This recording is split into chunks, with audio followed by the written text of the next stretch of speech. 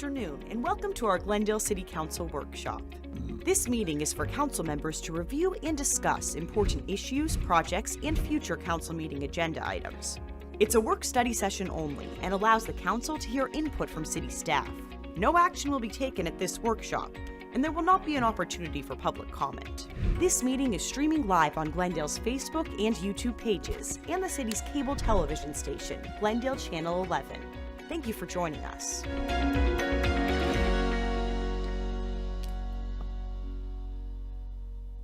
All right, good afternoon. Welcome to Glendale City Council Workshop Session, the first of the year, January 13th, 2026. Meeting is called to order. Not going to take roll call. Everybody is in attendance, including our new city manager. So, welcome. You didn't hear me.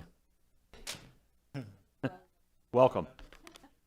Okay, Ms. Bauer, would you introduce item number 1 for us, please? Downtown Campus Reinvestment Project Time Capsule.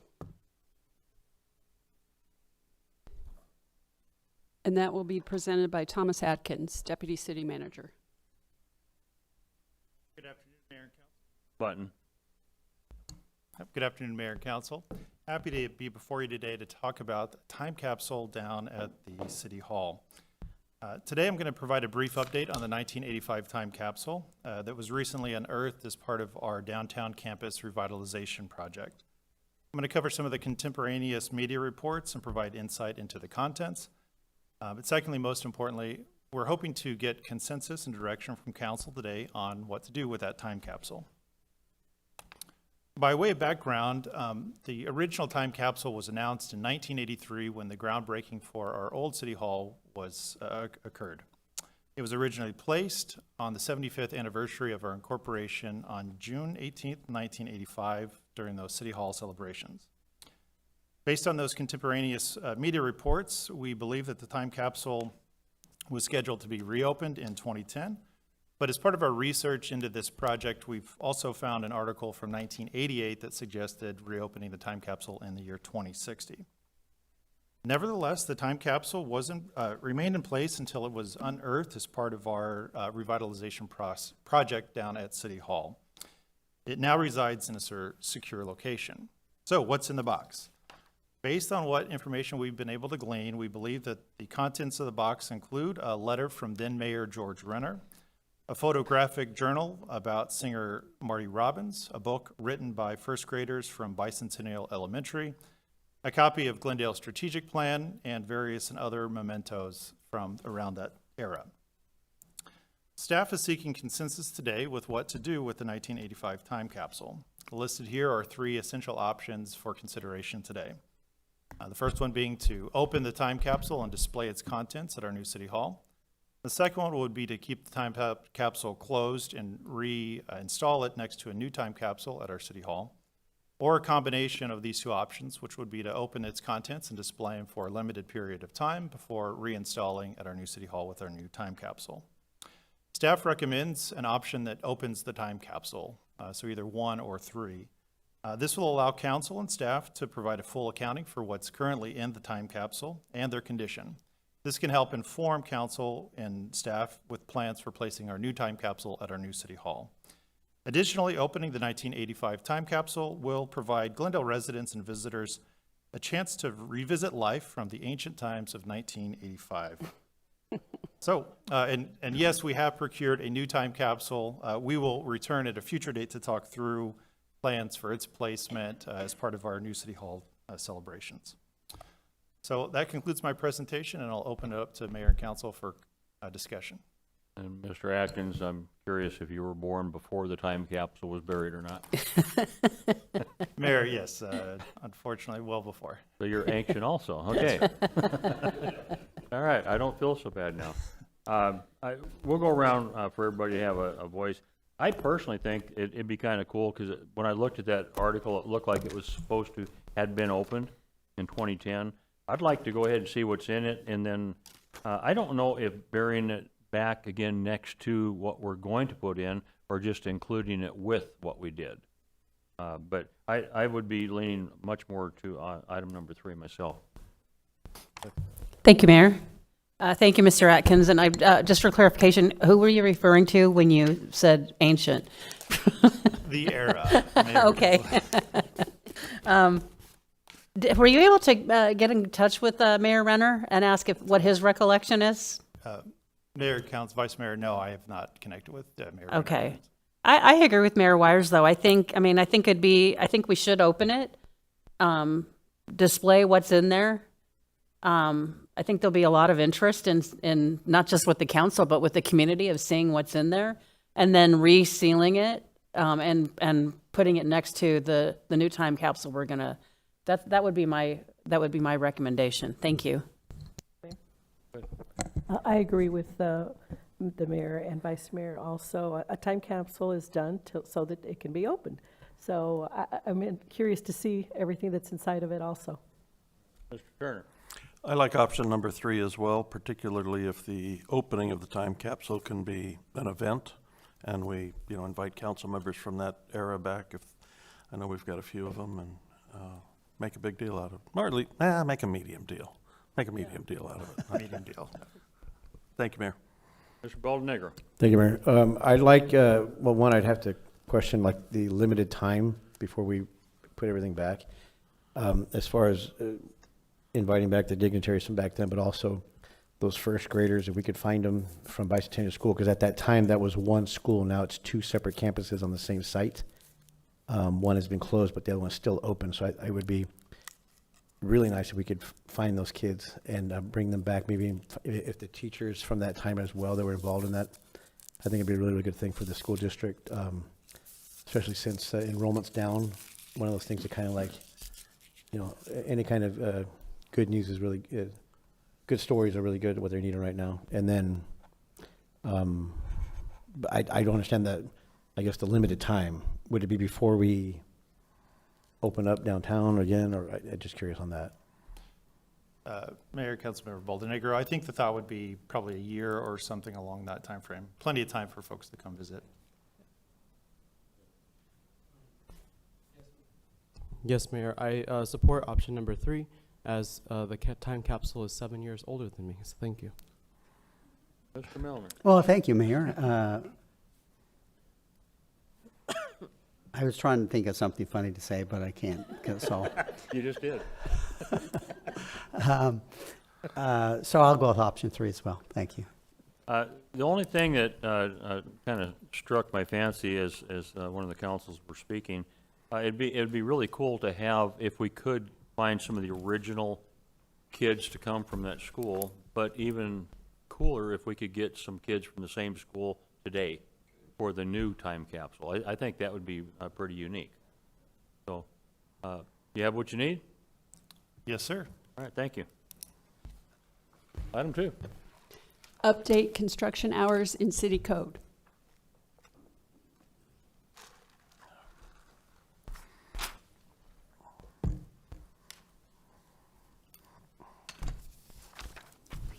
Flying right along.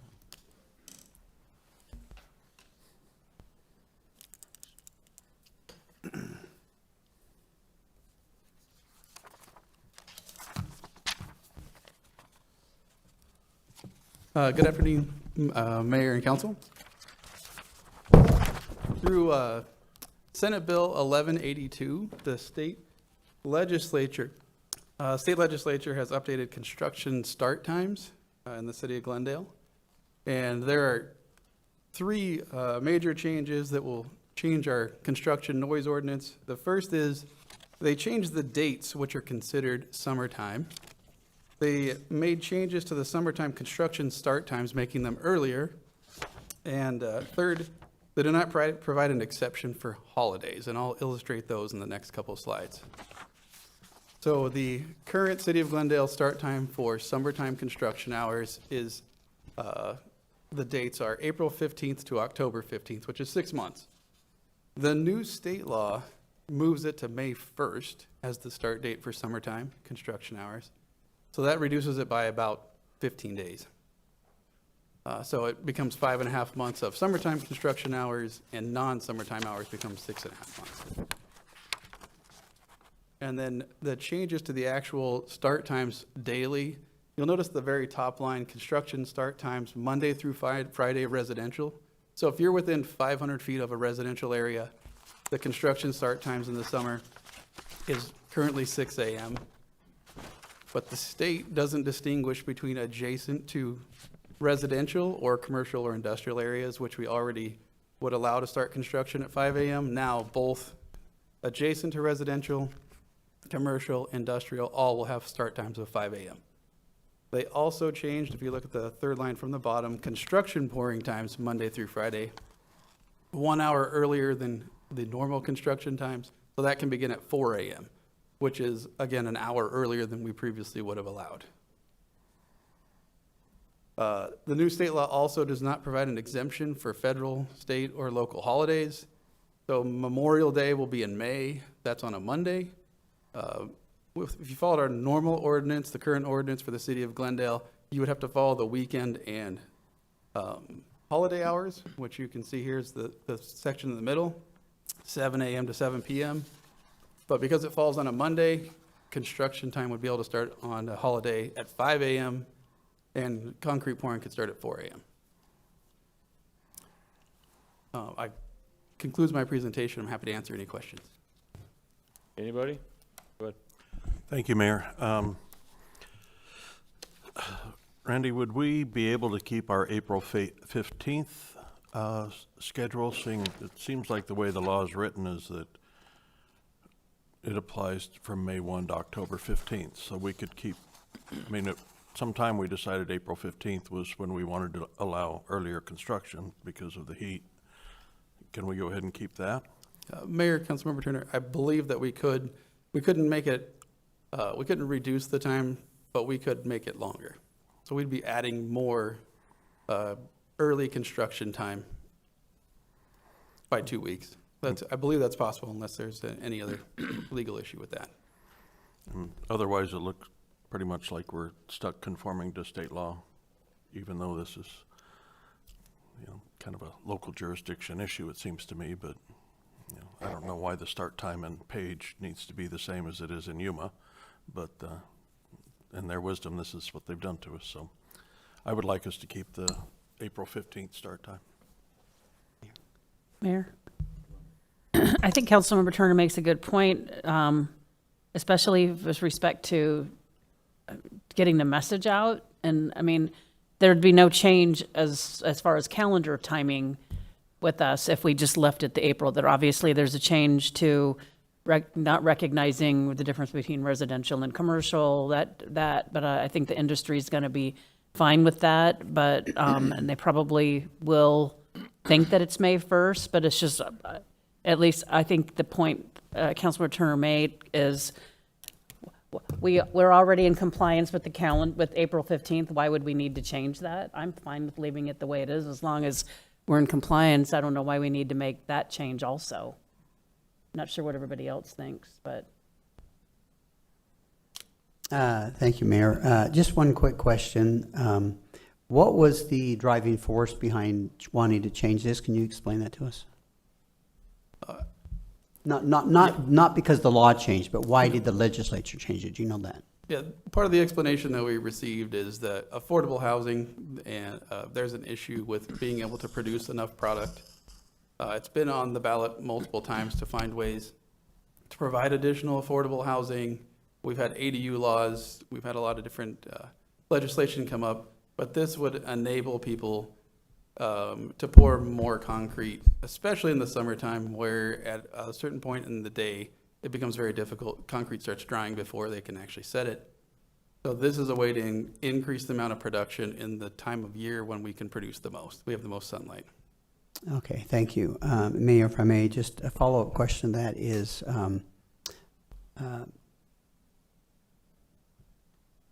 do we anticipate, or have we had any feedback from residents? Do we know if this, I mean, obviously starting earlier, I think that is going to cause some concern.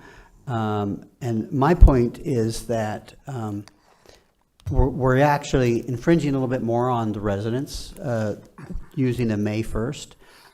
If we keep the April 15th, then that continues to infringe on them more than it could be. So I would be more in favor of moving it to the state requirement and following that guideline rather than leaving the additional 15 days, because I do believe for many that it may cause some concern. I know, during the times we've had severe storms and there's been hundreds and hundreds of roofs in my neighborhood that were needing to be replaced, it was a little annoying having those loud, noisy hammers going off earlier in the morning than I was used to. And so I think this will cause some concern. I don't think we should extend it if we can reduce it. Thank you. I'll tell you, my opinion is every year we continually keep having people die of heat exposure. It's a common problem. I'm not sure your explanation was 100% there. I think a lot of it has to do with how do we protect construction workers. There are people that don't want to get into the trades because it's just too hot. And if they can start earlier and be able to get off earlier, it's a little easier on them. It also potentially can save the city money if we're not running emergency equipment out to try to resuscitate somebody because they got overheated. I've done construction in my many things I've done over the years, and I can tell you, yeah, it's kind of a pain for the people that live close by, but most of the time the people that live close by have brand new homes next to a home that's being built in a brand new subdivision. We're running out of subdivisions. I don't think we're going to have the problem in Glendale nearly as much as some of the other cities that are really growing, Buckeye and Peoria, places like that. But I have no issue at all with leaving the city of Glendale the April 15th start time. But I think we need to look at this as more than just a convenience factor, more than just the concrete drying out quicker. But it's a safety issue for the workers. And I really think we need to be really trying to focus our attention on that. And our firefighters, they have to respond to that. Anyone else? Go ahead.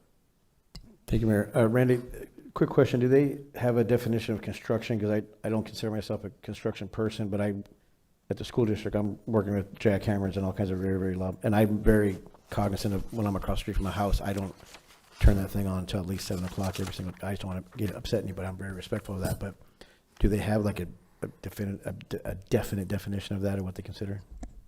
Mayor, Councilmember, yeah.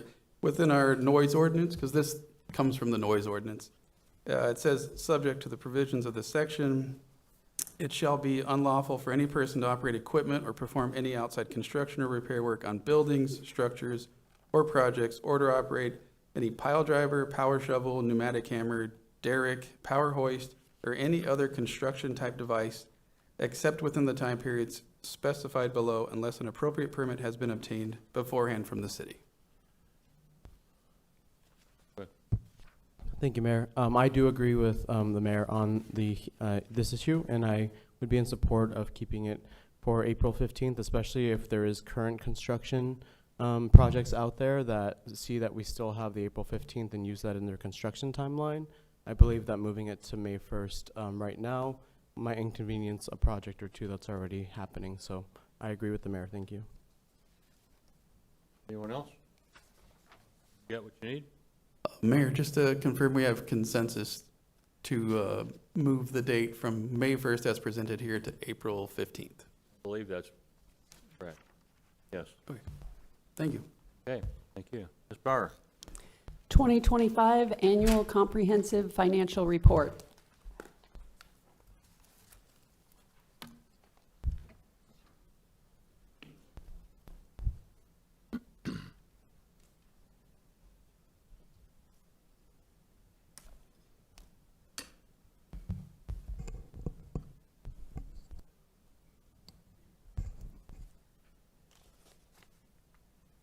Good afternoon, Mayor and Council.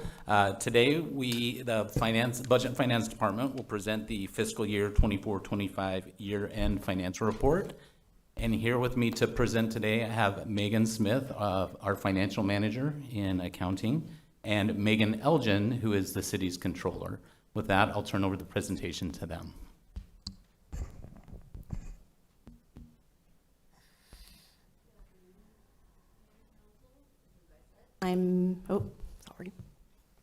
I'm Megan Smith, and with me is Megan Elgin, and I want to give you a brief overview of the financial reporting discuss highlights from the fiscal year 25 financial report, and update you on the city's fiscal health. So I'm going to take a few minutes to give you a brief overview of governmental accounting and financial reporting, to talk about the reports that the city produces, and introduce some of the terms that you'll hear throughout this presentation. Understanding the information in the city's financial reports is important when reviewing financial performance and evaluating future financial decisions. There's key financial information contained within those reports, although they're pretty long reports, that's going to help decision makers understand a government's financial structure, strategy, and performance.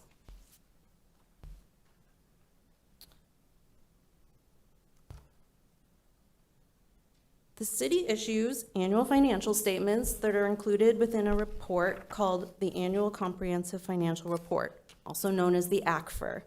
This report contains specific financial information presented in accordance with U.S. Generally Accepted Accounting Principles, or GAAP. So GAAP are the standards of accounting and financial reporting established by the Governmental Accounting Standards Board for all governments in the U.S. The ACFR includes a balance sheet, or the statement of net position of fund balance, an income statement, the statement of revenues, expenditures, and changes in fund balance, various notes that describe the city's financial reporting policies, and additional details about various amounts reported. All non-federal entities that spend more than $750,000 a year in federal monies must obtain an annual audit in accordance with the Single Audit Act amendments of 1996. This reporting package includes the ACFR and a schedule of the federal program's expenditures, also known as CFA, and also includes an independent auditor's report on internal controls and compliance over the financial report and federal programs. The city's financial statements are audited by Clifton Larson Allen, an independent CPA firm.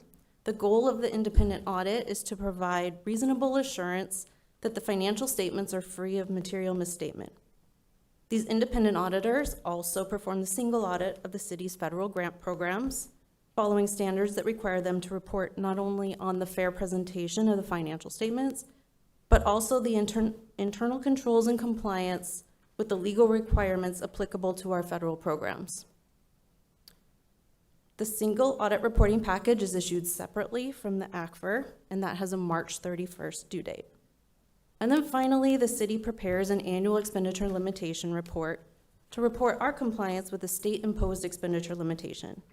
This report must be submitted to the state by March 31st as well, and we'll discuss that report more in detail later in the presentation. Some basic accounting terms. So governments record financial information separately in their accounting records for each operation or activity. These separate accounting records are called funds. Governmental funds include activities that are primarily supported by taxes. The general fund is the city's main operating fund. Special revenue funds are used to account for restricted or committed revenue sources, such as federal grants or highway taxes we receive. Capital projects funds may be used to account for resources restricted or committed for purchases or construction of capital assets, such as the buildings, roads, and equipment we obtain and build. We report the resources accumulated to pay long-term debt in the debt service funds. And then finally, permanent funds are legally restricted, where only those earnings and not the principal amount can be used to support the program. The city's only permanent fund is our cemetery fund. Proprietary funds are primarily self-supported by user fees and charges. These activities are considered the city's business-type activities. So for our city, the enterprise programs provide goods and services to citizens like water and sewer, landfill, solid waste, and our housing programs. The internal service funds includes programs that provide goods or services internally within the city, such as our technology programs, fleet services, and the funds that account for risk management claims, workers' comp claims, and employee benefits. Depending on the financial statement you are looking at, you'll see either the term net position or fund balance used to describe the resources left after paying all our liabilities. We use net position when talking about the city as a whole, which includes both the governmental and proprietary funds, or when we're just talking about proprietary funds. These statements don't represent a true cash value, as the balance is affected by associated assets and liabilities, such as capital assets and debt, and then we use the term fund balance when talking only about governmental funds. Our net position is shown in 3 categories: net investment in capital assets. So typically, this is the largest portion of our net position, and it reflects the investment in capital assets, such again as the land, buildings, equipment, and infrastructure, less any related debt we use to acquire those assets that is still outstanding. The city uses these capital assets to provide services to citizens, and these assets are not available for future spending. The city must also use other resources to repay that debt, since the capital assets themselves cannot be used to liquidate these liabilities. A restricted net position is the financial resources that must be used for purposes specified by external entities, such as the federal government. What's left is the unrestricted net position, those financial resources available for general use. So when we talk about fund balance in our governmental funds, the value comes closer to representing the government's true residual value, because it's focused mainly on current available resources. Again, we report fund balance in 5 categories. Non-spendable, or resources that can't be spent again. That includes the inventory of office supplies that we have already acquired. Restricted fund balance, or resources that must be used for purposes specified by external entities, such as the creditor or again the federal government. Committed resources have been allocated to certain purposes by the governing body, such as the council. Assigned fund balance includes resources earmarked for certain purposes by management. Those are those items approved by the city manager's office. An unassigned fund balance are those remaining financial resources generally available to be used for any of the government's activities. Typically, we're most interested in what's left in this unassigned fund balance as the monies that we can use in the future. Those are some of the terms you'll hear as we talk about the results of the fiscal year 25 financial report. I'll turn it over to Megan Elgin to show you the highlights from the audited report. Thank you, Megan.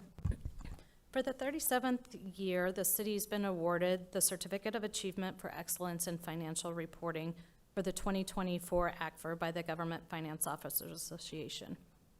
The city was awarded this certificate for publishing an easily readable and efficiently organized ACFR, which satisfies both GAAP and applicable legal requirements.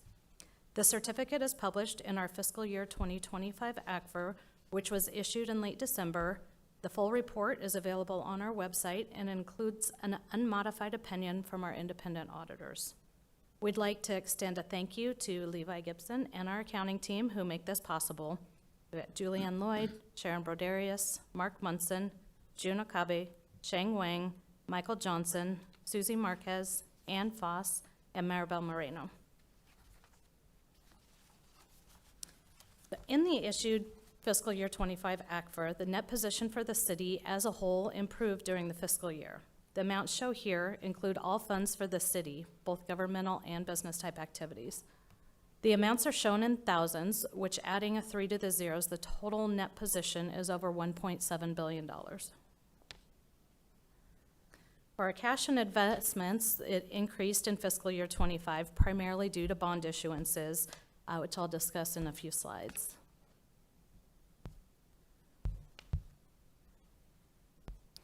The city's investment in capital assets, net of accumulated depreciation or amortization, as of the end of June 30th, was $1.2 million for governmental activities and $690,000 for business type activities. These assets mostly include land, buildings, machinery and equipment, and infrastructure for streets, parks, airport, and water and wastewater treatment plants. Since the city owns almost $1.9 billion in capital assets, we must be mindful and maintain and repair these assets that we own. As of the end of June, the city had outstanding bond debt of $892 million. These funds are used for capital projects, with the exception of the certificates of participation, which were issued to reduce the city's public safety personnel retirement system liability. During the fiscal year, the city of Glendale defeased $25,050,000 of the outstanding Transportation Series 2015 bonds by placing $25,106,000 in cash from existing resources in trust to provide for future debt service payments on those bonds. The city closed on $43,075,000 in tax-exempt general obligation bonds to fund public safety, streets, open spaces, cultural facilities, libraries, and governmental facilities, and also issued $74,290,000 in water and sewer bonds for various projects and refunding the 2015 series bonds. One of the city's largest liabilities is the net pension liability for both the Arizona State Retirement System and the Public Safety Personnel Retirement System. The decrease from 2022 is due to the issuance of the certificates of participation, which reduced the city's liability. Employee retirements are constitutionally protected, so we are required to carry this liability. This chart here shows the governmental funds, revenues and expenditures, and other financing sources and uses. Revenues are shown in red, and expenditures are shown in orange. The general fund revenues are higher than expenditures, which aligns with the city's conservative nature of spending less than the revenues we receive. Other restricted funds include the special revenue funds and permanent funds for the city cemetery.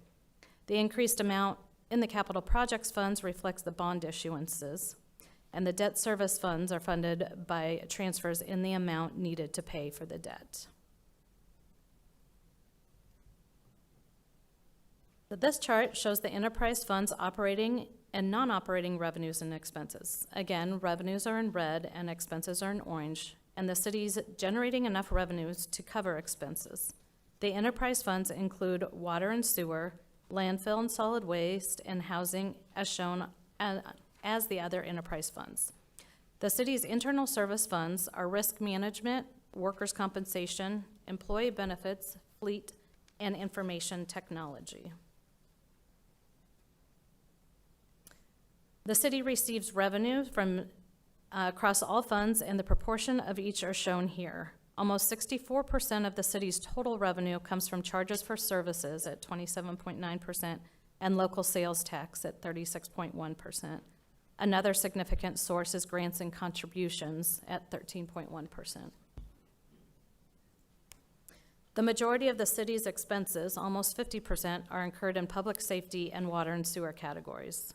Public safety expenses include those related to police and fire protection services provided to the community and are funded by the general fund. Water and sewer expenses are paid by the enterprise fund, which is funded primarily through user-paid fees for services. And with that, I'll turn it back over to Megan. Thanks, Megan. Since we discussed the results of the past, we'll move on to talk about the city's fiscal health. Bond ratings also assess financial health. Bond rating agencies such as Moody's, Standard & Poor's, and Fitch Ratings assign the bond ratings that reflect an analysis of the bond issuer's financial strength or capacity to pay a bond's principal and interest. We'll look at the city's bond ratings over time in the next slide. But at the end of the calendar year 2025, the city received 2 rating increases. On September 9th, S&P Global Ratings upgraded the city's general obligation bonds issuer rating from AA to AA+, and the city's certificates of participation taxable bond rating from AA- to AA. The upgrade reflected the city's broad-based economic expansion with revenue growth and enhanced budgetary flexibility and resilience. On October 15th, S&P Global Ratings upgraded the city's senior lien excise tax revenue obligations and the senior lien excise tax revenue obligations issued by the Glendale's Municipal Property Corporation from AA+ to AAA to AAA. The upgrade reflects the city's broad-based economic expansion and sizable financial buffers with low revenue volatility. So as I said, a bond rating is a grading given to a bond that indicates its credit worthiness. These rating agencies review and analyze data from the issuer's financial statements, such as the fund balance and liquidity, and then issue a rating based on financial ratios and other non-financial information. The higher a bond rating, the lower the interest rate it will carry due to the lower risk, all else equal. So after a series of downgrades, you'll see the city's credit ratings began to improve after 2016, reflecting the city's commitment to prudent financial decisions. Yeah, I'm going to hold you up there for just a second. One thing I think a lot of people forget about is the dire straits that we were in 2013, and there's one person, specifically one person in this room, that I think had a lot to do with getting things turned around, and that's Vicki Rios. She's unbelievably sharp and just did a remarkable job. So I'd be remiss if I didn't really point that out and tell Vicki, thank you so much for getting things turned around. What a difference, huh? Yeah, very good.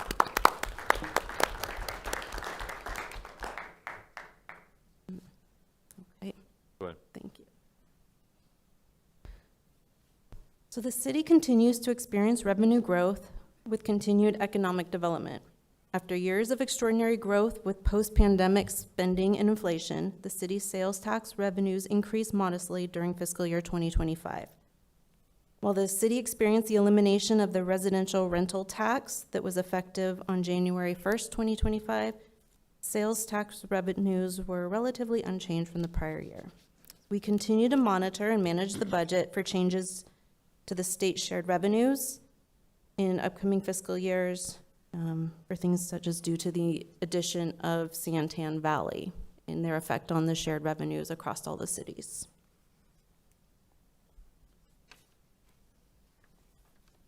Finally, I'll talk about one more report the city prepares annually. The city prepares its annual expenditure limitation, or AELR, to demonstrate compliance with the state-imposed expenditure limit. As required by the Arizona Constitution, each year the state's Economic Estimates Commission calculates the city's constitutional expenditure limitation by adjusting the city's 1979-80 base year limit expenditures with any voter-approved permanent base adjustments or annexations, and those are adjusted for annual population and inflation changes. While called an expenditure limit, it limits the city's spending of certain revenues defined in the Constitution as local revenues on the operating expenditures of the city. So generally, the Constitution defines local revenues to include all monies the city receives, such as tax revenues, fines, fees, charges for services, and it excludes some monies such as grants and aid from the federal government, certain revenues received from the state, and other revenues in that definition. So for an example, expenditures from federal grants, or again, certain revenues from the state, such as some HERF monies, are not subject to the expenditure limit when the city spends them. The city must consider the source of the money used to make payments to determine if it's subject to the expenditure limitation. The Arizona Auditor General's Office prescribes the AELR and reviews the city's report for compliance. State statute prescribes penalties if the city exceeds its limits. This table shows our compliance with our state-imposed limitation. You'll see the city was well below the limit in fiscal year 2024. We are working on completing the fiscal year 25 report, so the estimated numbers are shown as unaudited. But again, we anticipate being well below the limit. The report is due to the Arizona Auditor General's Office by March 31st, and once our auditors complete their audit, we'll submit the report for review.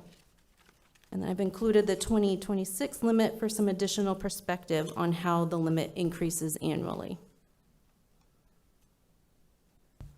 This concludes our presentation. Are there any questions? How did you know? Thank you for the presentation. I want to go all the way back to slide 10. And here we go. Transportation Special Revenue Fund. Pretty significant decrease there. Do we know what that's attributed to? Mayor, Vice Mayor, the decrease in that fund was primarily due to the debt that we paid off out of the transportation. They had some excess cash on hand, and so we paid off some debt early during the fiscal year. So is this is the GO tax then? Yes. And then, okay, and then, so we had some bonds that was advantageous to us just to go ahead and close them out? Correct. Okay, thank you. Thank you.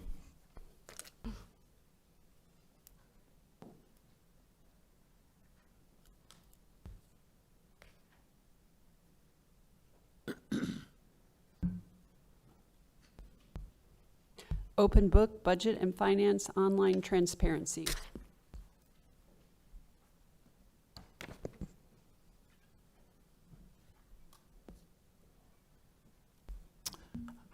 Good afternoon, Mayor and Council. This next presentation will present our open book and budget and finance online transparency tool that we've been working really hard to implement. As part of that agenda, if you go to the next slide, we're going to talk about what open book is. We're going to go through some of the dashboards and reports that are going to be available on this open book website. And that includes monthly city sales tax trends, major funds financial snapshots, our follow your money for both our operating and our capital.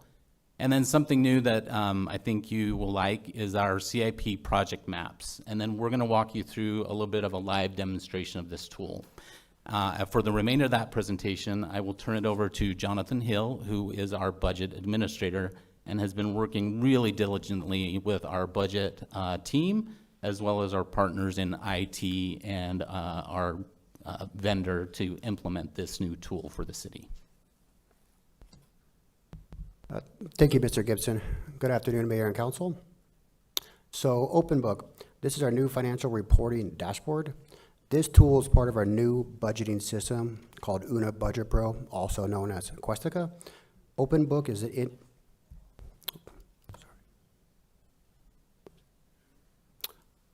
Open Book is an interactive, public-facing dashboard that pulls directly from our financial system. Instead of looking at total dollar amounts, users will have the ability to filter and drill down to an invoice-specific level. This same public tool is used internally by staff, which helps ensure everyone is looking at the same information. We have designed it so it's simple, easy to understand and follow, and even for users without a finance background. The goal is to show how council staff and the public can easily view and understand city financial information. I'll give a brief overview of the new tool, then we'll move into a live demonstration so you can see how the tool actually works. As Levi mentioned, the budget division and with the assistance of IT have spent quite a bit of time implementing this new budget software and online dashboards. So before I continue, I'd like to take a moment to thank our budget division staff, Anthony Weathersby, Tom Gilbertson, Silky Blaine, and our ASU intern, Maylee Acosta. And as Levi mentioned, partners with IT, specifically want to thank Rick Caruccio. This has been a big endeavor we couldn't have done without their assistance. So why did we create a new dashboard? The prior reports relied on using static data, having to export that out of our financial system Munis, and then importing that into Excel. That was a very manual process that took quite a bit of time to update the charts and graphs and convert them to PDFs.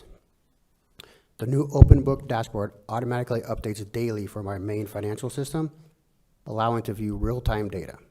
Their interactive charts and maps present information that is easier to interpret and has the ability to filter to specific items like a specific capital improvement project or department division. Since Open Book is used by many other jurisdictions around the country, the vendor, Una Pro, is often receiving enhancement requests and implementing those ideas into Open Book for all consumers to use.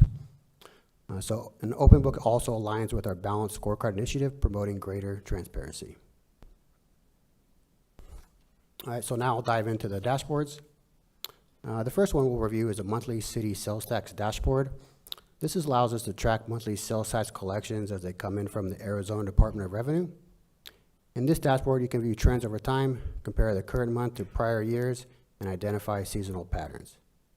This is especially helpful for early identification of revenue softness or strength, then waiting for year-end summaries. This dashboard is point-in-time report.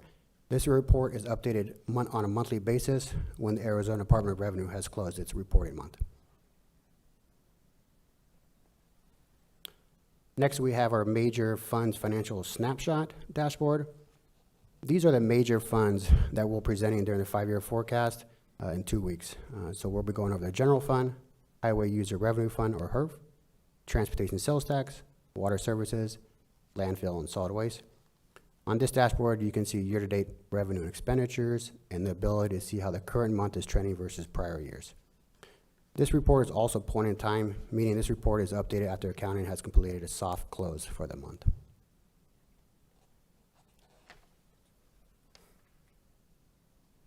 Next up, we have the new Follow Your Money. This is for the operating budget. This dashboard is actually updated daily for my financial system. This operating dashboard displays the budget amounts of revenue and expenditures, the expenditures and revenues received to date, and the remaining budget for the fiscal year. You are able to view this information at a citywide level or filter down by fund or department. The intent here is to support ongoing monitoring throughout the fiscal year for the public to view. Next, we have the Follow Your Money capital portion of the dashboard. This is very similar with the look and feel of the operating dashboard, but this specifically focuses on capital improvement projects. This dashboard allows you to view CIP at a citywide level or drill down into individual projects. It also includes a full 10-year CIP plan and provides the ability to see vendor level information on work performed for a certain project. And the last dashboard is our CIP project maps. This is a visual map showing where capital projects are located throughout the city. In addition to the location, users can see basic information such as project description, estimated total cost, adopted budgets, and we've also been able to upload pictures of projects in project progress. So where will this link be? It will be on our main glendaleaz.gov website. It will replace the current Follow Your Money link that's at the bottom of our main website page, and it'll be also on our Finance Department's webpage. The link will go live this afternoon. Now we'll transition to the live demonstration of our presentations. Since we are limited in time, I'll briefly walk through each of the dashboards we discussed so you can see how they function in real time.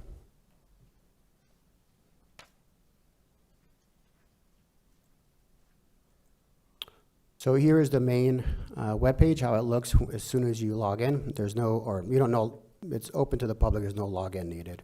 And so it rotates through what we call little highlights of the 5 different dashboards I discussed. As you scroll down, those same dashboards are right here for anybody to click. I have them preloaded on the tabs up top, but we'll go through these in order as a presentation as you see on the map. First up is our city sales tax dashboard. This is through December. We get this information from Department of Revenue on a weekly basis. They close it on a month. They closed this December over the weekend, and we already have this updated for you guys to see. The first graph on the left is how much revenue sales tax we received for the month of December. Now, it's interactive, so if you hover above it, you can see the amount of money we received last month, 24.3, and the visual graph, you can see that's a little bit less than we received in 2025 at 26.3 million. And then the graph over here on the right, this is how much revenue we have received through December. So you can see the purple color is at 141.7. It looks like it's a little bit less than we were at 2025. And if you hover above it, 144, that's a little bit more than we received this year at 141. And as I scroll down through this next table, this shows us year to date, July through December, how we compared this year to last year. And I'll just go to the total dollar amount, so that 141.7 at the total matched the graph that we just looked at. And year to date, we are negative 2% rounded up. It's actually negative 1.6%. And then this graph is the same information. It's month to month. It just shows how you can see how we're trending this by month for the last 5 years. So you can see December is quite a bit less than it was in '24, but a little bit more than it was in '23. So this allows you to see how we're comparing for the last 5 years for any specific month. And that's it for the sales tax. Next, I'll go over the major funds. So the major funds, as I mentioned, general fund, HERF, transportation, solid waste, water, and landfill. They all have the same information. So I'll just highlight the general fund, but every specific fund has the same graphs. First up is general fund revenue year-to-date through November. Same concept as the city sales tax. However, above that, you can see how much revenue we received in the general fund through November. It's 163 million. Compared to last year at this point, we're 156 million. And then this is the same information, but this is displayed by our major categories that we categorize our general fund revenue in. We have arena fees, city sales tax, fees, license and permits, other revenues, and state shared revenue. So over here in FY26, here's that 163 million that the graph showed. And then again, the same information displayed in a graph form by the different categories. So you can see this large section is a city sales tax through November for the general fund, is 79 million. If I hover above the purple, it'll show state shared revenue through November was 42.4 million for this year so far. And then this is general fund expenditures by our major, what we call roll-ups, personnel, services, supplies, and our internal charges, which is the R roll-up. So you can see for the this one is specific for the month of November. We spent 25 million compared to last year at 31 million. And then again, the same information is displayed in a graph format. Just hover above each section to show you the amount associated with that specific category. Next, we'll go to follow your money. This is the operating budget dashboard. From here, there's quite a bit of different options. I'll just highlight a few things. Over here, you can change the fiscal year if you would like. I'll stick with 26 since that's the current fiscal year we're in. With our adopted budget of 709 million, revised budget, and then actuals. From here, we have all the departments displayed. You can scroll down to any specific department you may want to see. Since I'm in budget and finance, I'll find where we're located, and we'll concentrate on that. As you hover above these things, it will show you the adopted budget, revised budget, then actuals. If I click into it, the ability to drill down by fund. In finance, we have a few different funds, mostly general fund and water. Same information, so our general fund budget for budget and finance is 9.1. Revised budget is the same, and so far we spent almost 4 million. And then again, I can drill down, and this will take me to the by division. And I'll go down to budget and research. That's where I work. And same information again. Adopted, revised, actuals. And this goes into our major categories, which is personnel, salary and benefits, internal charges, and we have where we spend our money on like professional and contractual. And then same information, budget versus actuals. And in this, from this graph, this is the lowest level of detail where you can get.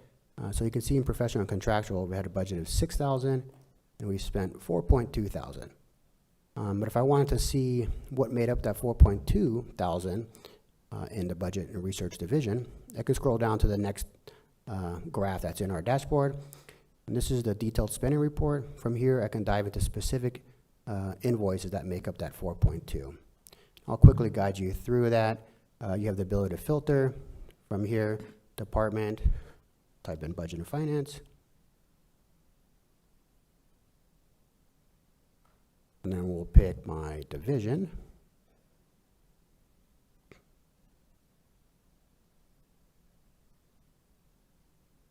And then that certain object code, it's called professional contractual. I don't remember the number, but I'll just type in something that contains professional contractual, and it should apply the filter. And so you can see this year, we spent, let me scroll over, $3,400 on a P card. That was actually our budget book. And then GFOA membership for the staff is $765. And the total is at 4.2 that I showed you from above. So that's how you can tie into the different invoices to the divisions.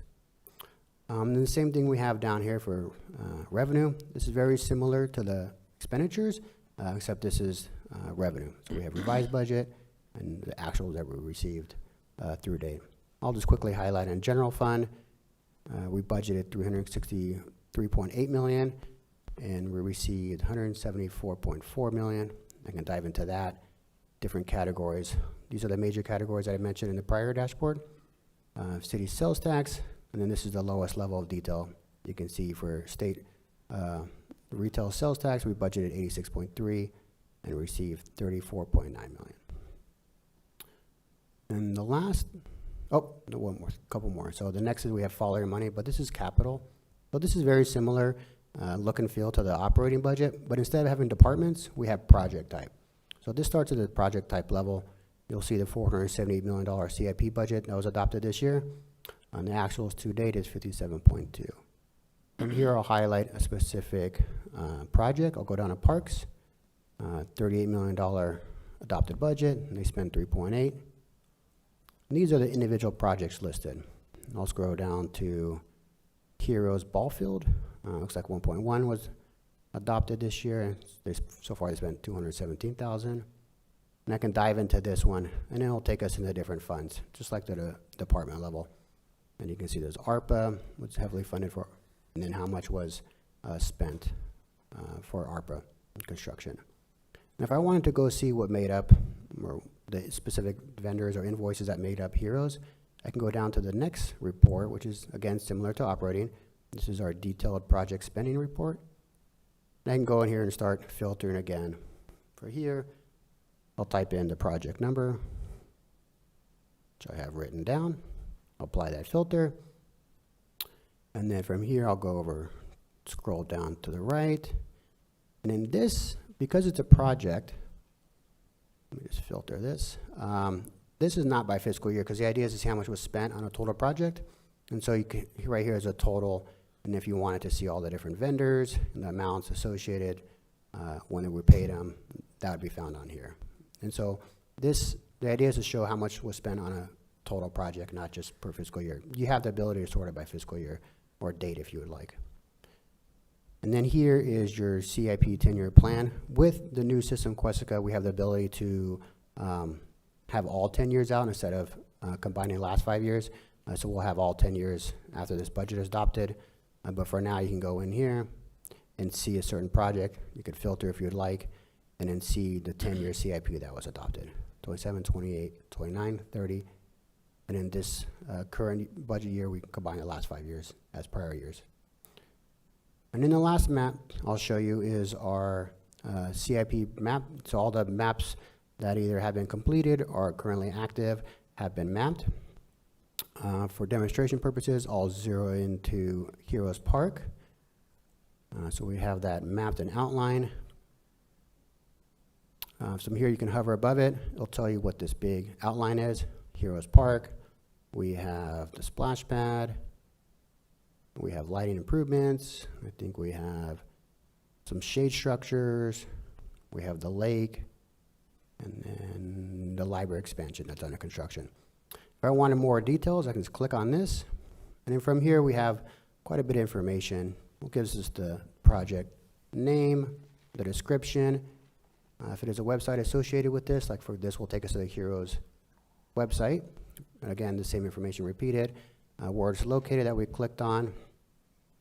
Then over here, we have the current year budget that was adopted with the carryover. As I highlighted from that dashboard, is 1.1 million. Total project cost to date. So this is a prior year spent and the current budget.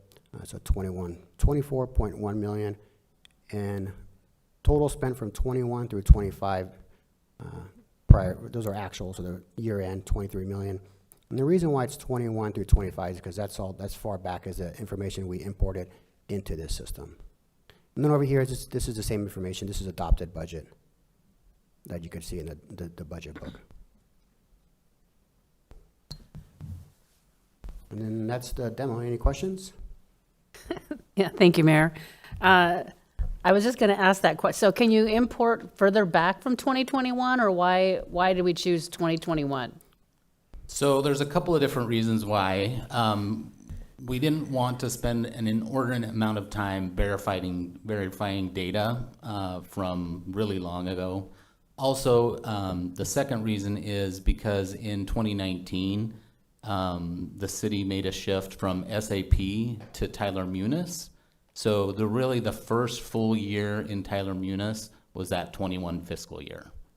And so that's why we chose to pick that point in time to essentially import the data in.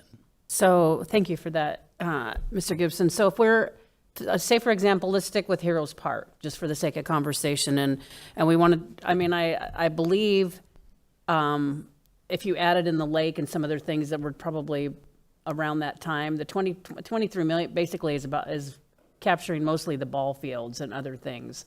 But if you wanted to see, for example, what's been spent the last 5 budget cycles on Heroes Park, would we be able to capture that data and understand on that project or any project what we've spent, Ballpark Boulevard, lots of other projects that we've done around the city where somebody may want to know the entire amount of money that has been spent on a specific area. Can that be done, or it's too labor intensive to go back and do it? Mayor, Vice Mayor, so we could do it, but it would be very, very time consuming, partially because anything prior to the implementation of Tyler Munis, which is the current financial system, is in a database that is no longer supported through SAP.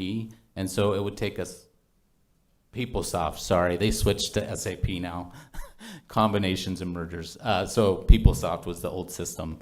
But we just have a database. We don't have access to PeopleSoft any longer. And so it would take a really long time and a lot of man hours to get that older data into the system.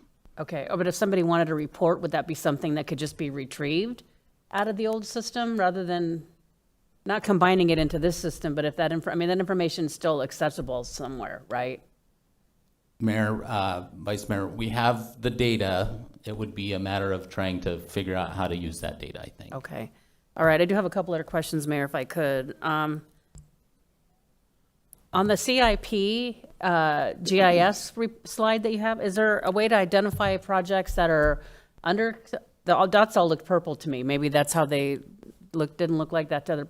Is there a way to identify under construction, completed, different stages of different projects, or are they all just showing up the same? So with Quesica, we have a lot more features to drill down with the status of a project. In Munis, we did not have that ability, and so we are actively updating projects as closed, completed, canceled, and other things like that. As of right now, they're all considered active. If you want to look at specific projects, there's a search feature on the page right here. For the purpose of the presentation, I drilled in and scrolled to Heroes Park. If a citizen has concern about the project in the neighborhood, they could scroll too. If you are familiar with the project name, you can certainly type it in here. So if you were familiar with a project that might have closed in 23 or is active in 23, and you remember the name, you could click it on here. If you know the location, you could scroll and find it on the map. It won't say closed or active, but it will have that information in there. Okay.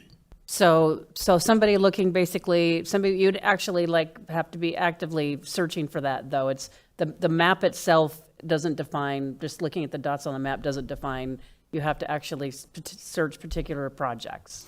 Mayor, Vice Mayor, that's correct.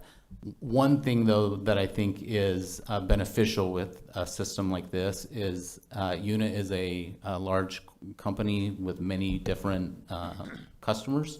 And so as they make improvements, we also have the ability to suggest improvements to them. I think this would be one of those improvements we would go back to them and say, hey, can you implement this in a future release?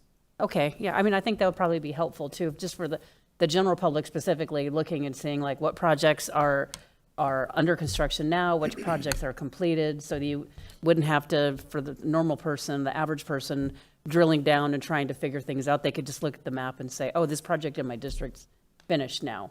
So one other question, will this have an effect on, as we're getting ready to start the budget process, will this change anything that some of us who've been here a while are used to how we were doing things?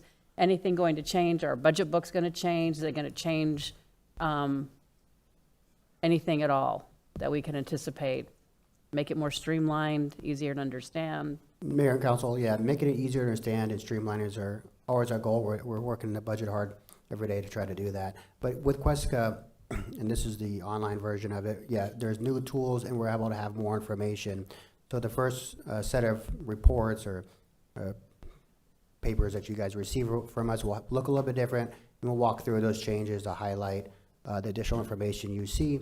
As I mentioned before, we're going from displaying the first 5 years and the last 5 years combined. Those will be separated 10 years all separately. The budget book, there has an online portion of it. That's another big task for our staff, so we're working towards that to have that online budget book. But yes, with a new system comes new tools. Okay, yeah, I'm looking forward to that. Mayor, I have one more question. So how will it affect now, will this current, and I guess the current page where we look for financial reports, will that change, or will they be pushed over to this page, or will that be migrated over to this stuff? How is that going to work? Mayor, Vice Mayor, yeah, the page will change. There'll be the link to all of these. So essentially, we're replacing what's on the site currently with this system. And so all those links will change this afternoon. Excellent. All right, very good. Thank you. And then I would say, just to answer your prior question, the goal with the system is to be able to do things faster as well. So I think in 2 weeks, we'll be doing the 5-year forecast for you.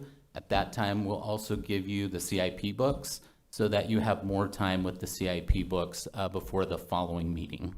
I love that. Thank you. Melner. Thank you, Mayor. Just a few questions regarding the process.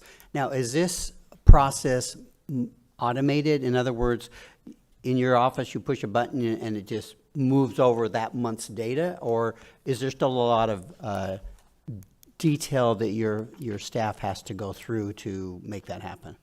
Mayor, Councilmember Malnar, it is significantly more automated. So every night we do a push out of Tyler Munis, which is our ERP system, into Questica. So that happens every night. With regards to some of the reporting, like for TPT reporting from the state, we are still dependent on them. They send us that data once a month. So that will happen once a month. But for example, in this report, you saw that Jonathan highlighted the TPT data for December. We got that data yesterday, and it's already been updated on that website. So significantly faster. Thank you very much for that. The other question along those same lines is we got a lot of public record requests through Ms. Bauer's office, and it has a lot of times to do with financial data. Will this then be, do you see the clerk's office able to use this system to answer those questions, or to send a link to the inquirer, say, here is where the data is? Or what do you see happening with that type of request? Mayor, Councilmember Malnar, I think it can happen in a couple of different ways. I think if they're looking for general information, we can push this link to them, and they'll be able to drill down. I think also we can provide some training on the website through some, I'll call it virtual training, that is posted on how to use the system. With regards to really specific information, I think that will still need to follow the normal process where it goes to the clerk, and then the clerk rolls it out to us, and we do that. We find that information and return it to the requester. Okay, thank you, Mayor. If I may, just a couple more questions. Do you anticipate, for example, I may ask my assistant, where's my budget? I want a report of my budget to date. Will they be using this system now, or will they still be going into the Tyler Munis system which is, in my opinion, very cumbersome to do? Just, I guess, answer that question first. Yeah, Mayor, Councilmember Malnar, they'll be able to use this system. We anticipate it will be much easier for folks to use internally as well as externally, and it's available to anybody internally as well. Well, thank you. Just a compliment to whoever brought this forward. I was trained on how to use the current system, and I've avoided it, and I let my staff try to do what they can with it, because it was very difficult, in my opinion. From what I saw here today, this is a Cadillac version of that, and really, I'm impressed with what I've seen. I was very interested, as I was watching your presentation, seemed simple. So thank you for bringing this forward. I think the public's going to love it, and I know staff, and even I might even play with this one. So thank you. Mayor?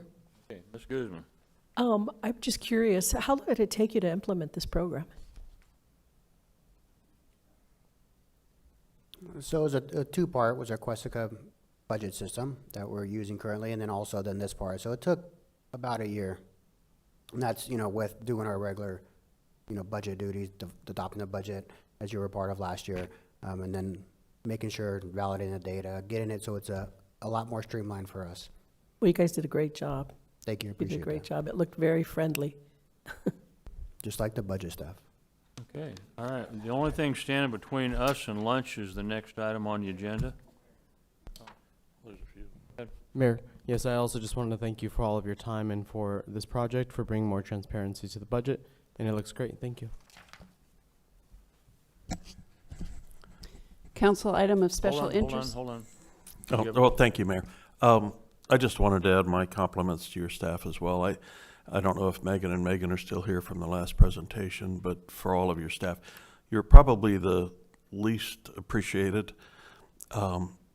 only because you work so much behind the scenes. You have very few forward-facing employees, but the work that you do for us as a council that then reflects to the city as a whole is just immeasurable. This is good stuff, and we've certainly done, as was mentioned earlier, some heavy lifting over the past few years, and it's paying off for our residents. And to be able to see that we're in a much better position than we were before is largely to the credit of your department.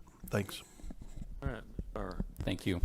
Council item of special interest, bond committee roles.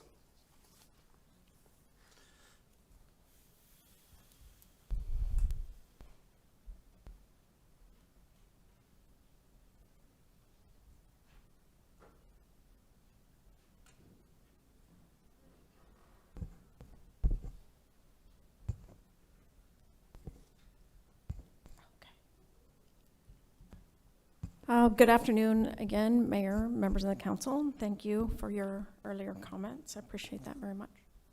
We're here today to talk about this CIOSI that was requested by Councilmember Malnar. We sat down with Councilmember Malnar and scoped this out. He requested to cover a history sort of the bond committee, some comparison of our bond committee with other city bond committees, talk about some options for the bond committee roles, and also some discussion about bond committee language. Now, as is normal with the process of council items of special interest, they require a consensus of the council in order to continue. But because we had already started doing much of this research, and there was really no additional work on the part of the staff, we were already working on this, we are prepared today, if there's a consensus to continue this item, to do this presentation. However, we didn't want to assume anything, and so we do request if there is a consensus before we continue this item. Thank you, Ms. Rios. Is there a consensus for staff to continue? Yes? Yes? Okay, yes, please continue. Okay, thank you then. All right, so I started out with just the language that adopted or formed the bond committee in the first place. That was done back in September. And I know this is a little bit hard to read, but it just says, whereas as part of the capital improvement process to ensure that funds are available to support future council-approved projects, it will be necessary to consider whether an election is needed to request additional voter authorization to issue bonds. It established an ad hoc citizen bond election committee. This is a very broad type of committee. It doesn't have a lot of detail about what the responsibilities, of the committee were to be. Again, as I said, it was that ordinance was adopted in September of 2019, And what the bond committee had been doing, basically, and the way we sort of ran it for several years, was to talk about the city's budget process in general. We always did a discussion of what is a bond, specifically what are general obligation bonds and how they differ from other types of bonds. We work with the committee to understand the city's approved capital improvement plan, and then we also reviewed all of the specific projects to be funded by bonds. Starting in 2023, we began using a survey company to also survey residents about potential bond elections. The bond committee reviewed those that consultants or those survey results. They reviewed the ballot language and made recommendations to the city council about the specific language that would be in the ballot, the dollar amounts, and the projects which would be included. They were also given updates on any of our outreach materials, and they were given some, I guess we'll call it legal instruction and background about what they can and cannot do as members of the bond committee, also as private citizens. And they were given information from our legal counsel about how to form a political action committee if they so choose to do, and also under what circumstances would they be required, because there are certain circumstances under which they would be required to form a political action committee. So they were given all of that information as well. However, in 2025, things changed a little bit, and that was primarily because the call for the election had already occurred before the bond committee had its first meeting. They were still, we still reviewed with them the survey results. We reviewed with them the 10-year capital improvement plan, and we did a detailed review of all of the projects, but that was for educational purposes only. They didn't have any recommendations brought forward to council, essentially because that work had already been done. They were still, again, given training, I guess we'd call it, about what they could and could not do as members of the bond committee and as private residents.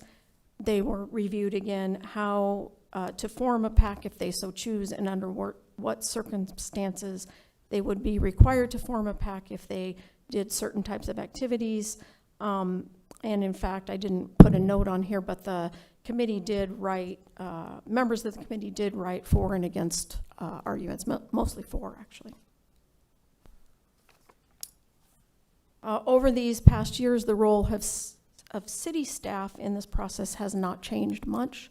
Our role is to educate and inform the bond committee, the community, and voters. As you'll recall, there's specific law that says that staff cannot advocate for or against the passage of the bonds, and that neither city staff nor the bond committee or really anyone can use city resources to advocate for or against the passage of the bonds. So in addition to educating and inform the committee, city staff has been supporting them, facilitating their meetings, and providing all different types of information, including financial information, election information, and all relevant information on federal, state, and local laws. I did also want to remind council that before we went into the 2025 election, we did engage with an organization called Trust for Public Land. They had reached out to us.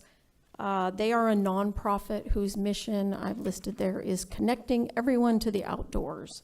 And they have a particular interest in our park bonds and have offered free of charge, because they're a nonprofit, they offer technical assistance. So they will assist in doing surveys, they'll assist with developing public outreach for the bonds. And at council's direction, we signed a letter requesting that they do that and offer their free technical assistance.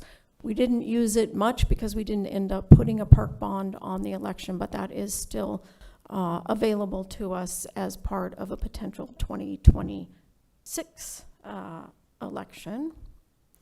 And then in addition to that, because the council hasn't made any changes in anything about the bond committee so far, We do have already a tentative meeting for the bond committee scheduled for January 21st.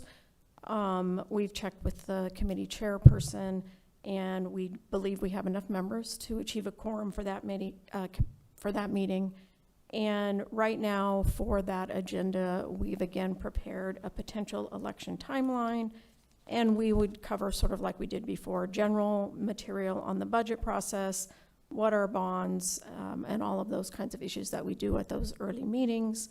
And then we are scheduled to have a presentation by Trust for Public Lands to the bond committee on that day.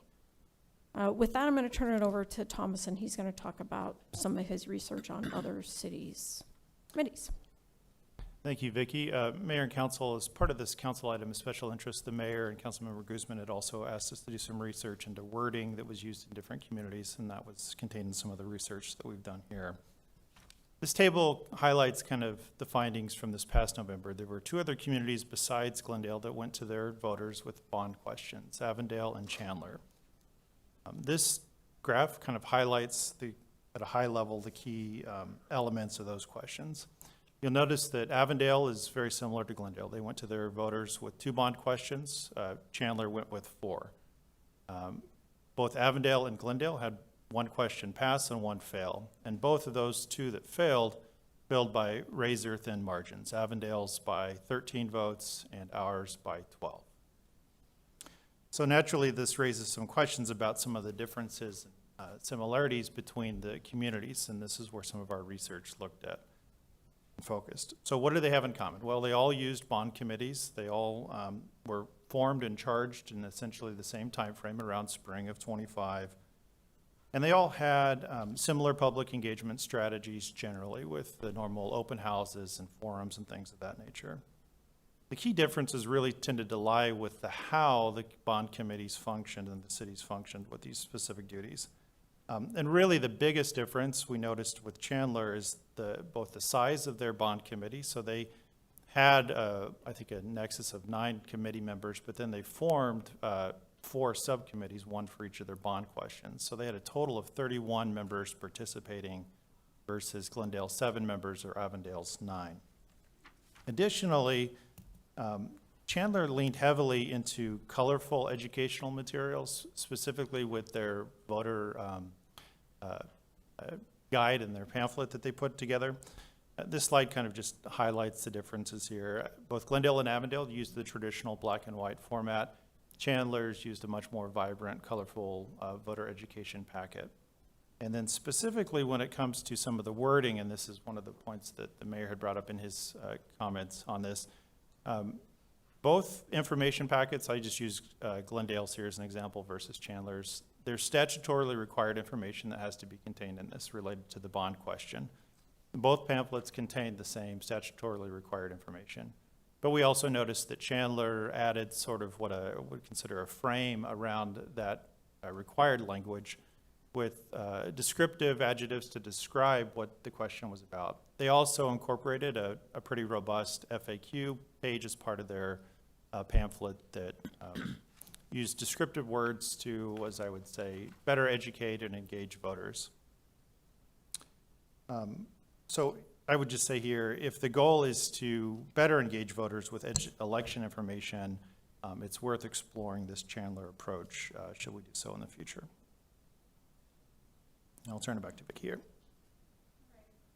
As there was some discussion, and as Thomas mentioned, we did notice one difference in the ballot language, again, recommended by the bond committee, is how we've done it in the past, and it has to be approved by the council in the formal call for the election. We generally have been using some type of survey results to help inform us as to the language to put in the bonds.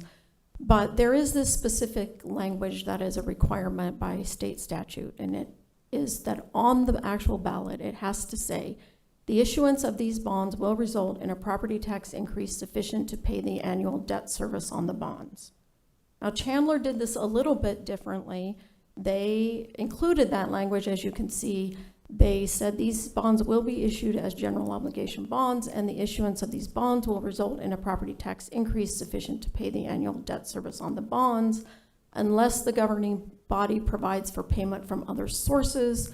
And then in their frequently asked questions, they were a little more direct in saying, if the bonds are approved, will property tax rates go up?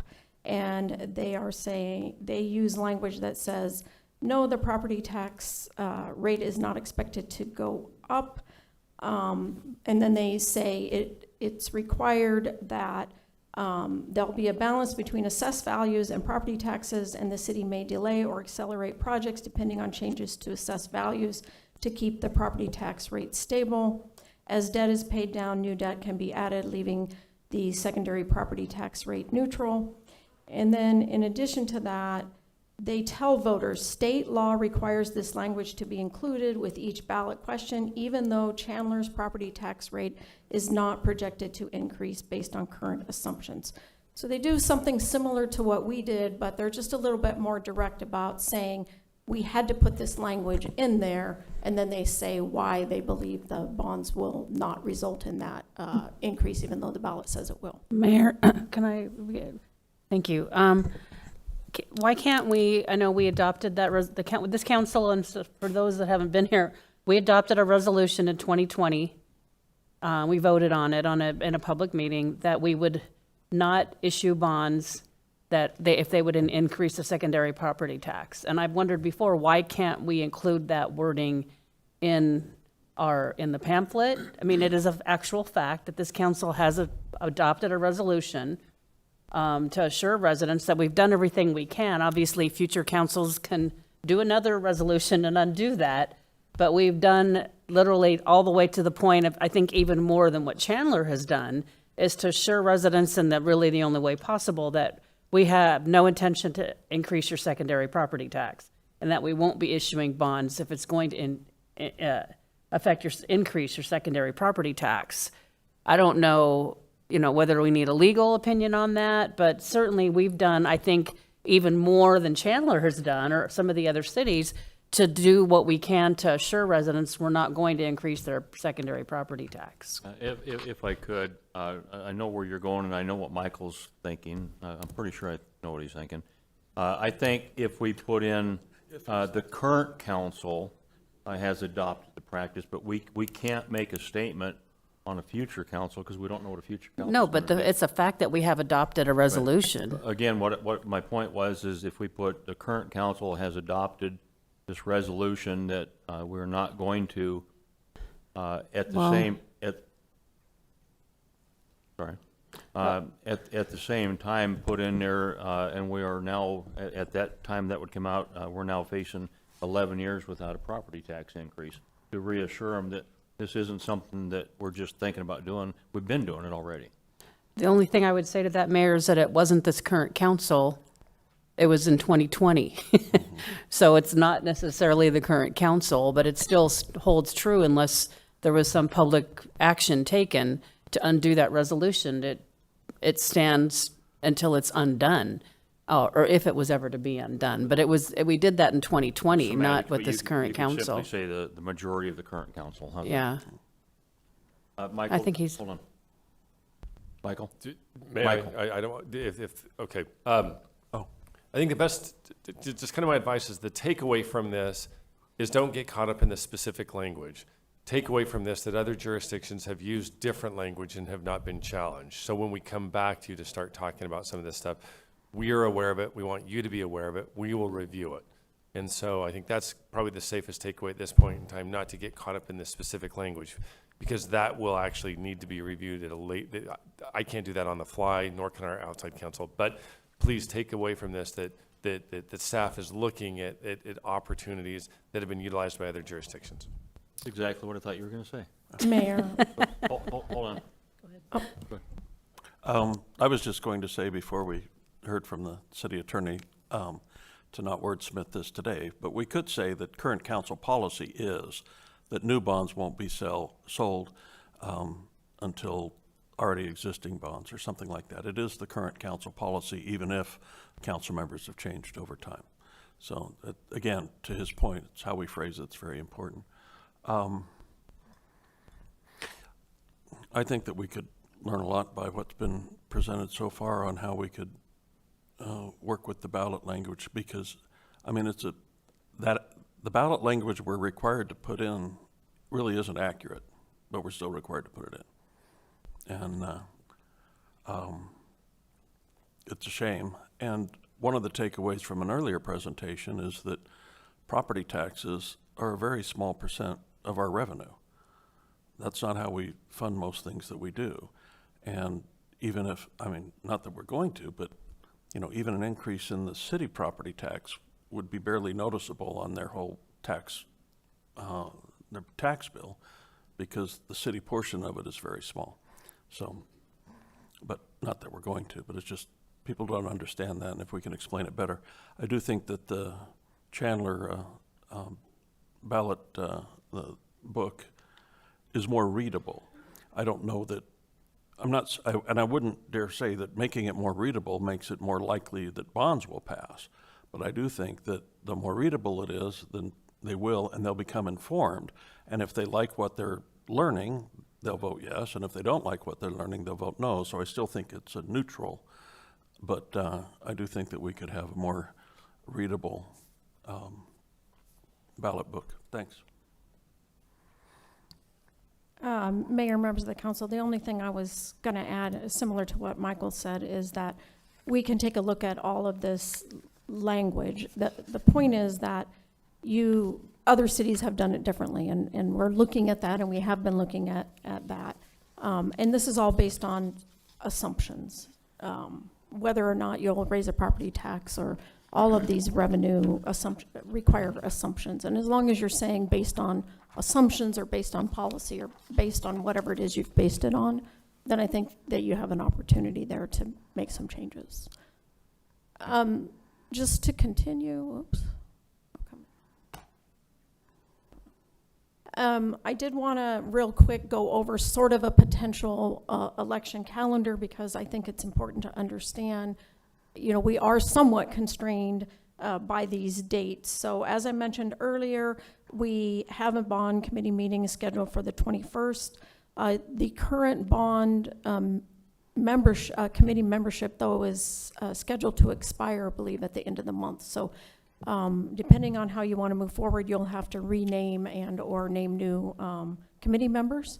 So keep that in mind. But we do have time for meetings, you know, every month if we wanted to, or twice a month. But, you know, we have February, March, April, and May.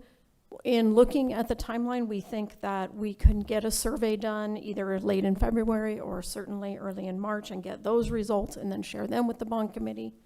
The first hard and fast deadline we have is to notify the county by May 7th of the intent to have an election. The last scheduled council meeting before that is April 22nd.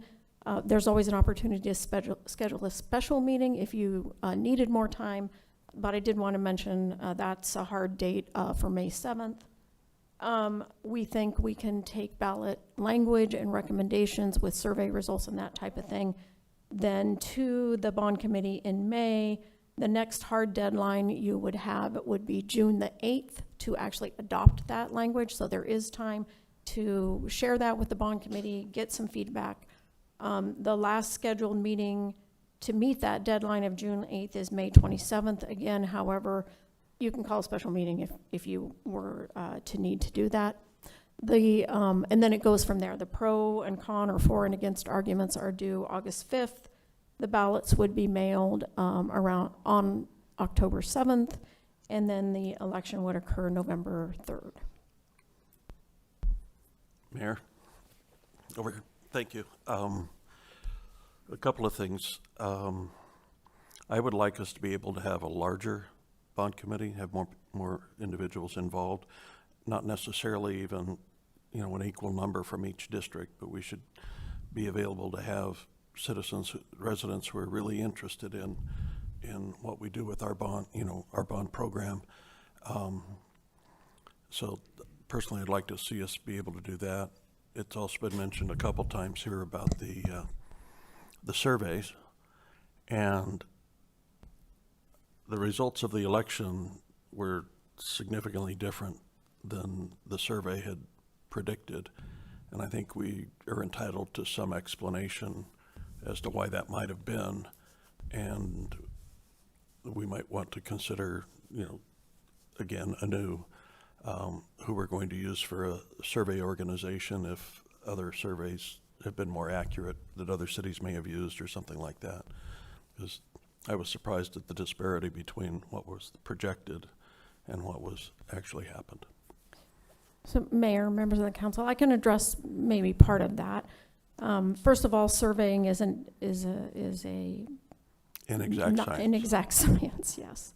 And it's a point in time. So things can change between the point in time that you do the survey and then the time when voters actually vote. So it's meant to be, sort of give you a feel at that point in time of what voters are thinking, but it's certainly not predictive of the outcome of an election. That being said, yes, we are looking at other organizations. I already mentioned Trust for Public Land is interested. They can assist in both developing the survey questions and also help us find another entity to administer the survey. So that's something that we're exploring, that we'd like to explore, again, with you and with the bond committee.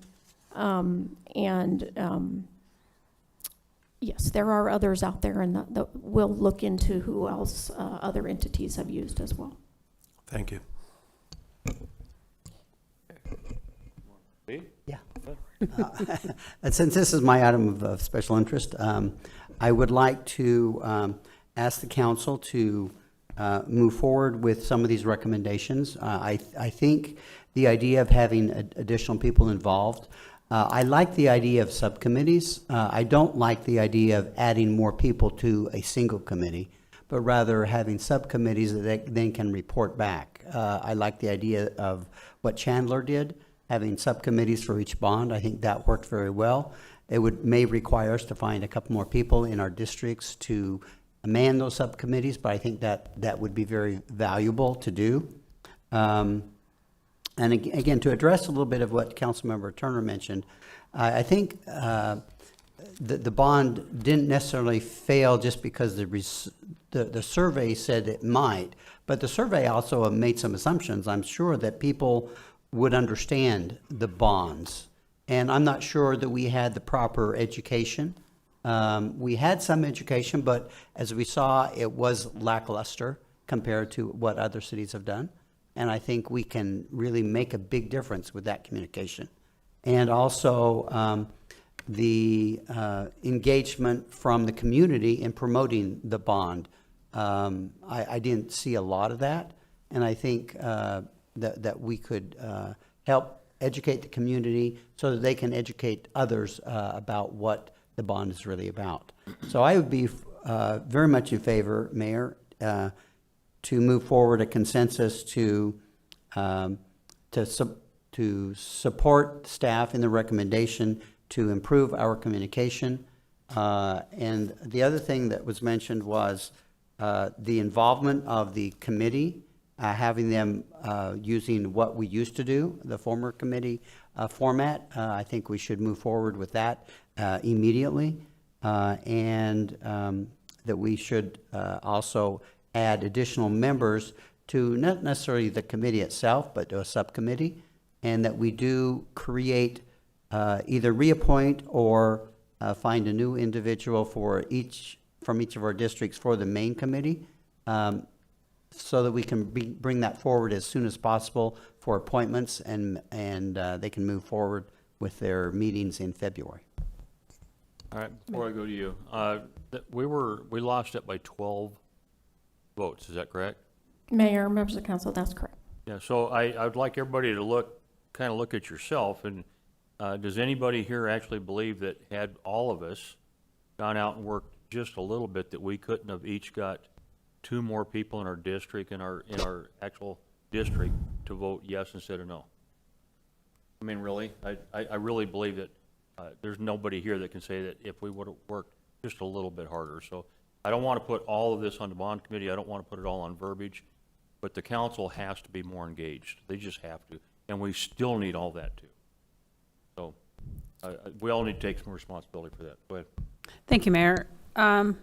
So I just want to make sure I have an understanding of at least what's being proposed is that the ordinance says the bond committee is comprised of 7 members. And so, Councilor Munro, keeping it, the bond committee, 7 members, but creating subcommittees of other people but besides that. And then the bond committee members could be members of either or both subcommittees. Is that what we're talking about doing? Mayor, members of the council, I can't really answer that question because it was one of your suggestions, but I'll tell you a couple of things.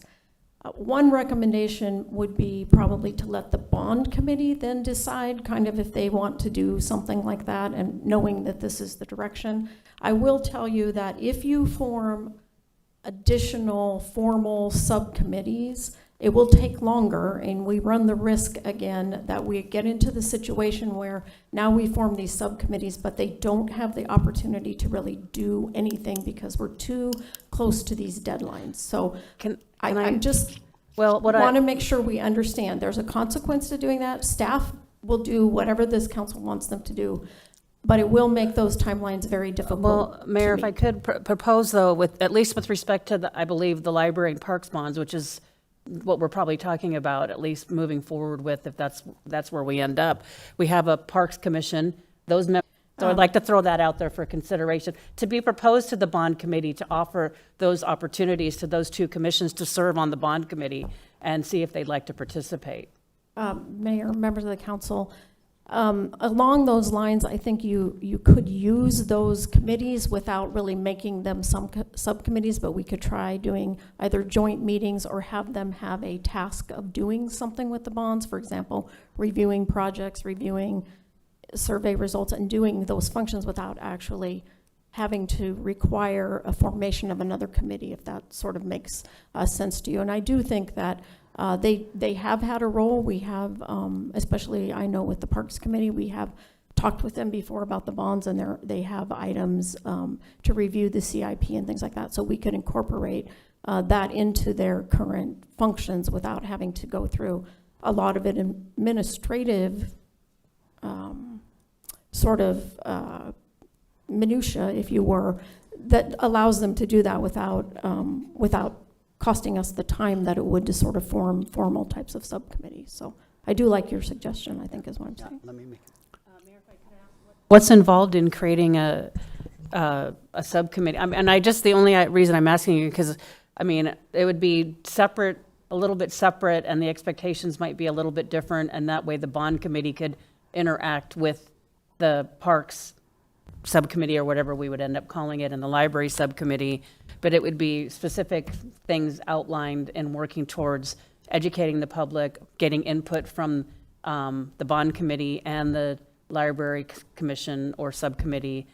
And so I think they'd be charged with a little bit different than what their normal duties are. So I don't know, I mean, I just don't know how hard it would be or how much would be involved in just creating 2 subcommittees. If it was just something the council had to vote on, we could certainly do that, and at least offer the opportunity for them to be specific to, I mean, we could roll that into other things too as we, move forward. We have lots of boards and commissions that serve, we have QAC for water. I mean, we have people that already are kind of informed and understand what's going on with our CIP.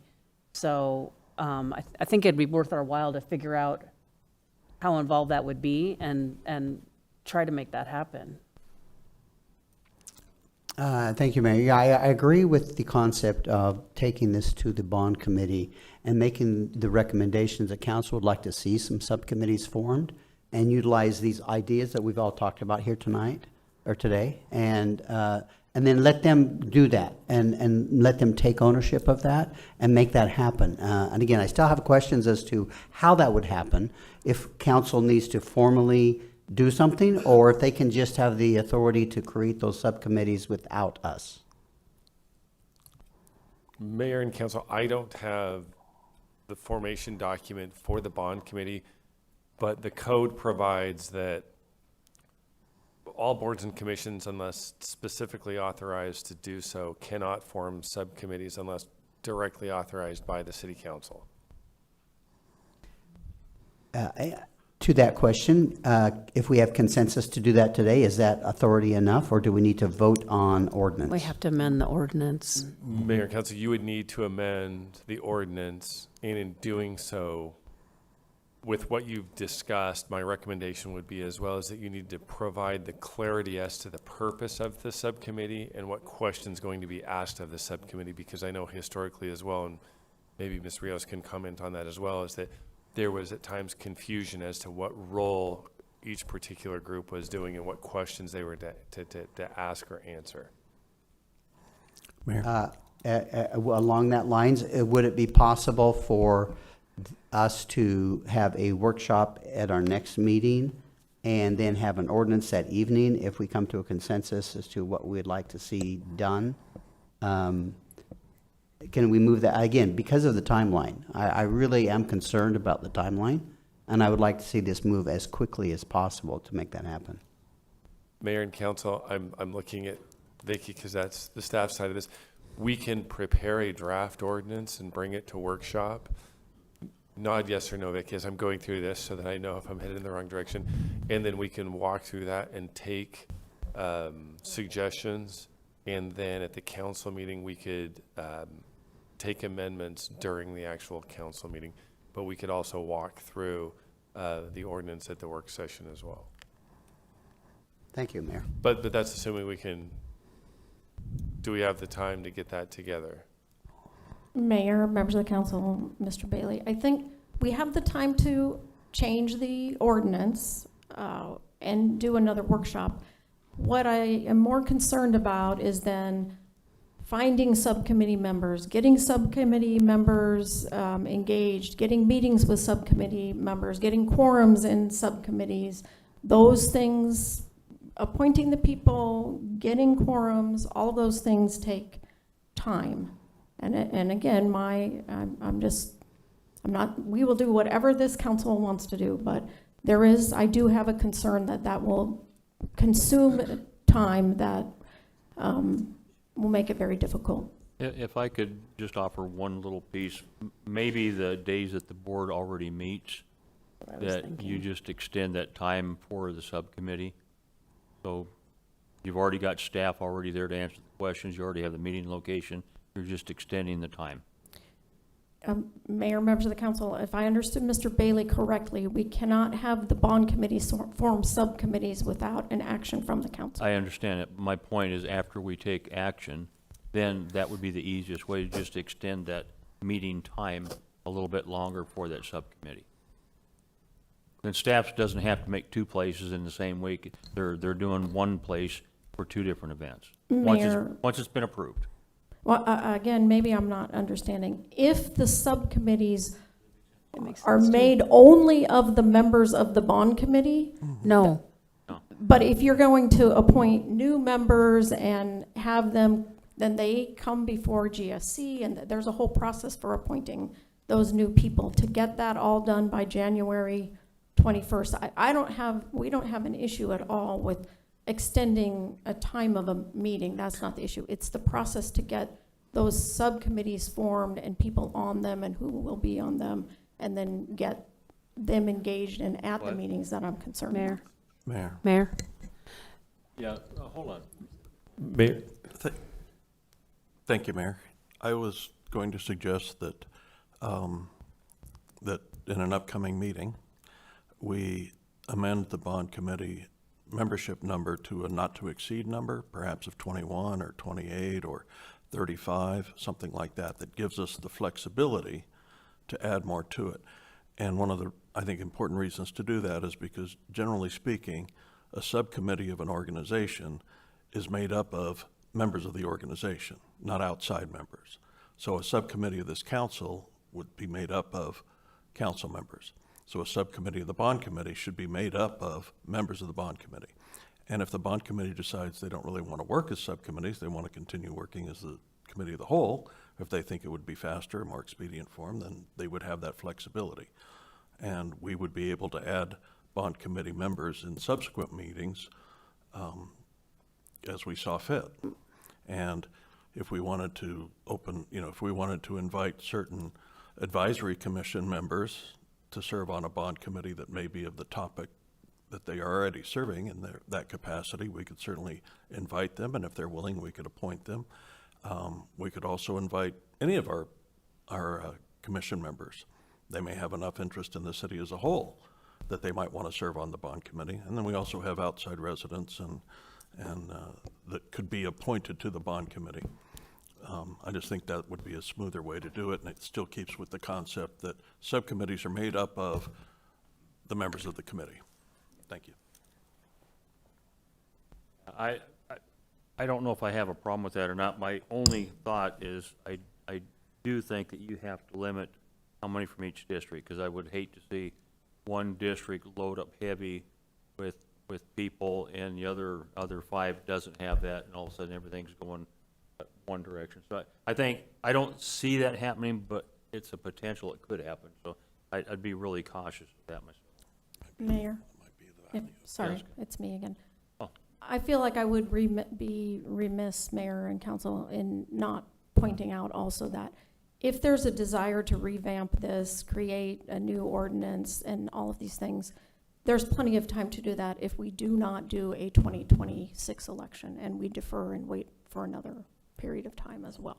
So I'm not saying we want to do that, don't feel like I'd be being fully transparent if I didn't say that as well. Ms. Rios, I understand that, but that would cost the city more money rather than the election that we're already holding already, correct? Mayor, there's been no call for the election.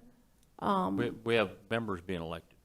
Mayor, members of the council, this is the November election, not the primary. It has to occur on the November ballot. Your election will be on the primary ballot in end of July, August. This election has to occur in November.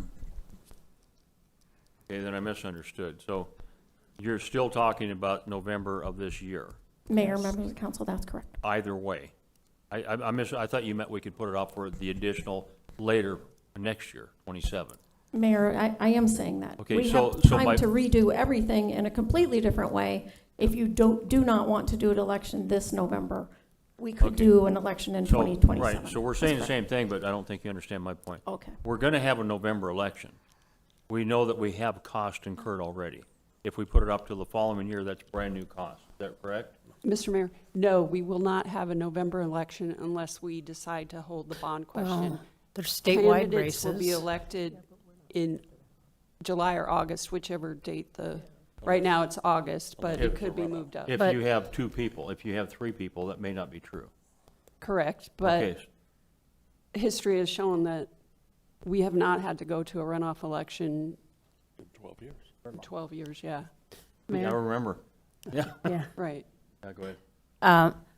But the cost is lower because there will be a statewide election in November, right? That So, I is mean, correct. it's not like we're running a special election in November. There's going to be a statewide election in November. Right, if we wait till 2027, it's an off-election year. But and if we It would did- most likely be a special election for the city. But this November in 2026, there's going to be a statewide election. Correct. So if we had ran a bond election this November, even though we're not running a Glendale election in November, there's still a statewide election, which considerably reduces the cost of us running an election this November. Correct. Right, okay, that's what Mayor? Yes. If I may make a recommendation that perhaps myself, and I know Councilmember Guzman also wanted to be part of this item of special interest, perhaps the 2 of us meet with staff and see what we can make happen by the next council meeting. I do believe it's still doable. I think it would be a rush. And I do believe, I really like Councilmember Tomachev's suggestion of using current members of both the Parks and Library committees, commissions, to help staff that, maybe not completely, but to have their input on. I think that would be an easy transition for them to become part of that, or maybe have them discuss it in their own committees. I think that's where, I think we need to have some further discussion and detail between a couple of council members and staff to kind of come up with a suggestion of where we can move forward, and then bring that back to a workshop in 2 weeks and discuss it a little further and see if it's feasible to move it forward quickly enough for it to happen for the November election. Mayor, I'd be willing to work with Councilmember Guzman and Melner on seeing if we could move that forward. And I also want to interject, though, that I think we should proceed with the bond committee meeting on the 21st. I think we should have that, they should meet, the 7 bond committee members that we already have. And then we could present this concept could be presented to them. Hopefully it's a little refined by then, but it could be presented as one of the agenda items at that meeting that we're talking about increasing and get some feedback from them too. And in the meantime, we could be working on increasing the number. I think it's probably cleaner, as Councilmember Turner said, to increase just the size of the bond committee. And then whether they want to create subcommittees or not, we could invite, if we do that, we could invite, each of us could invite our appointees to both of those committees to be members of the bond committee. I don't think it would be all that complicated. I think it's totally doable. These people are already serving. They have an interest in the success of our parks and the success of our libraries. So I think probably at least several of them would be willing to serve on the bond committee. So I would say let's the 3 of us could work on. I know it can't be 4. It has to be 3, but I'm willing to do it.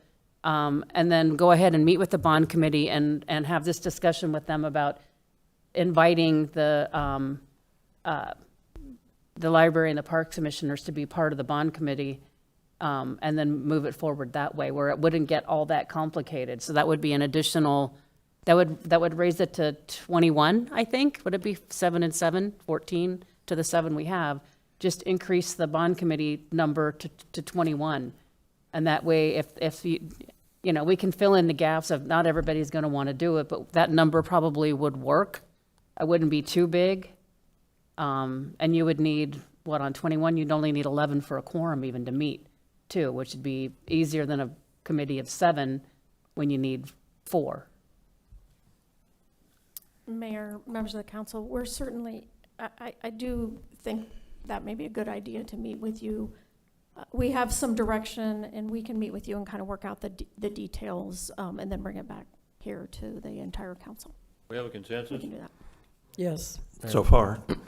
Mayor, point of order, what is the consensus? I have a comment.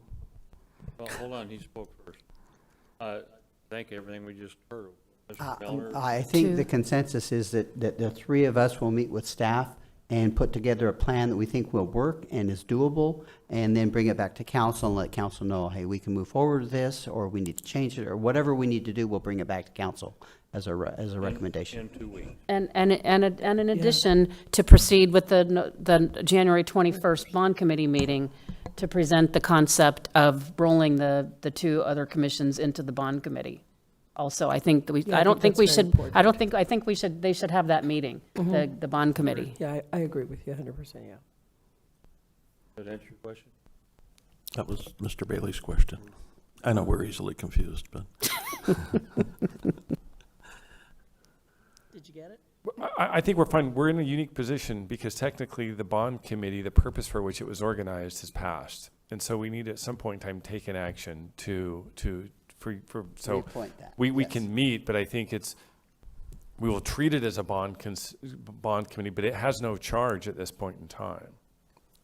And so I just want to make sure the council is really clear in that regard. There's a few outstanding questions that we really need to get answered and resolved before we can, I think, go full on this, because as of right now, the council has not decided whether or not to actually have a bond election. Right. That might be easier in 2 weeks to bring out the new higher number of members.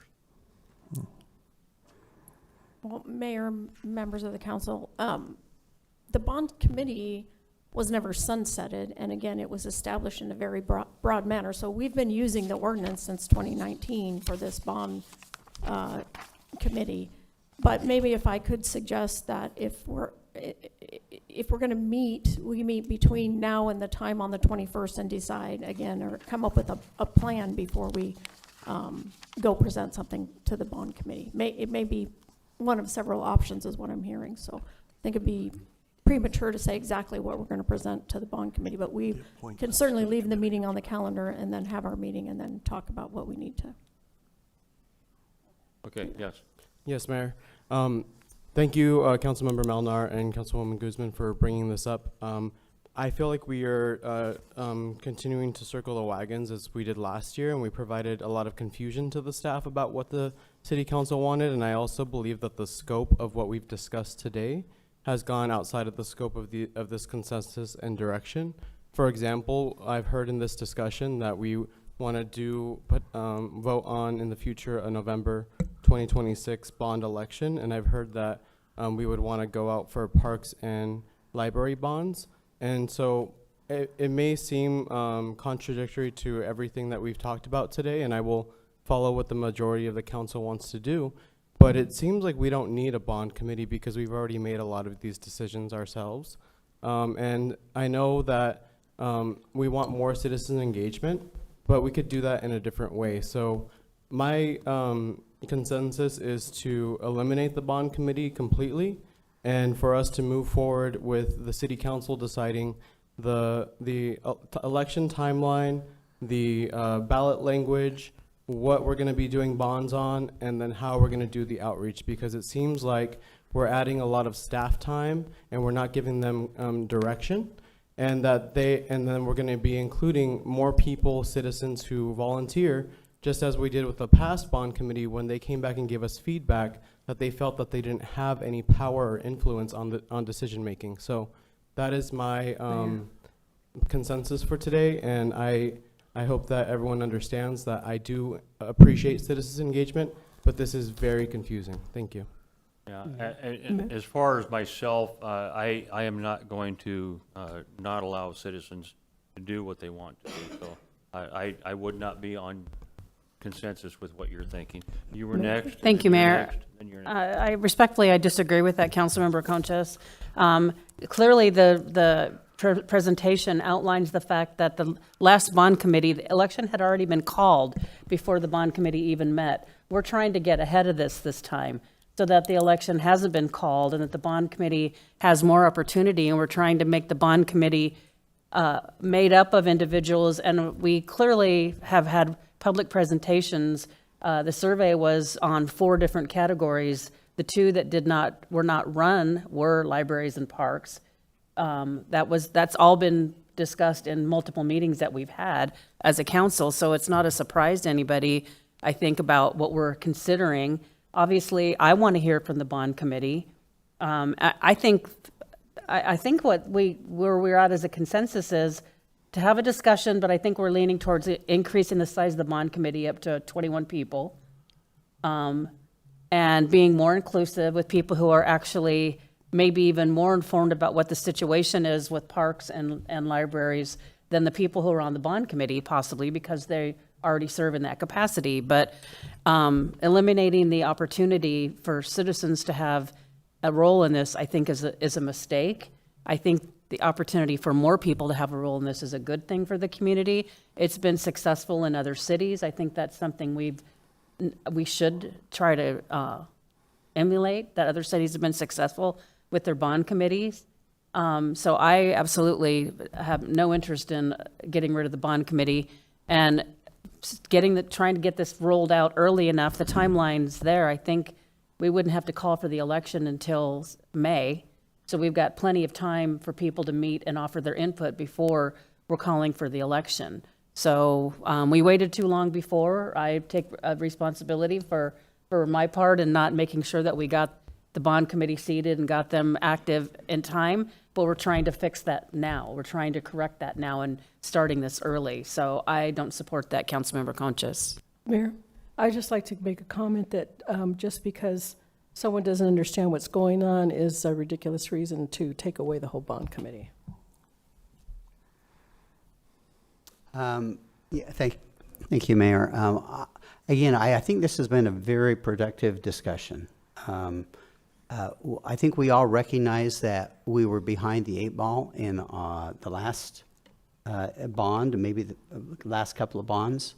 And we're trying to engage the community, trying to get input from the community, with the bond committee. And I don't think it's inappropriate for us to say that, yeah, we would like to go out for a bond committee. We have no consensus here to do that. We're not voting on it yet, but we know it's something that the city needs. We've had bond and budget discussions showing that in order for us to revamp the downtown library, we must go out for a bond.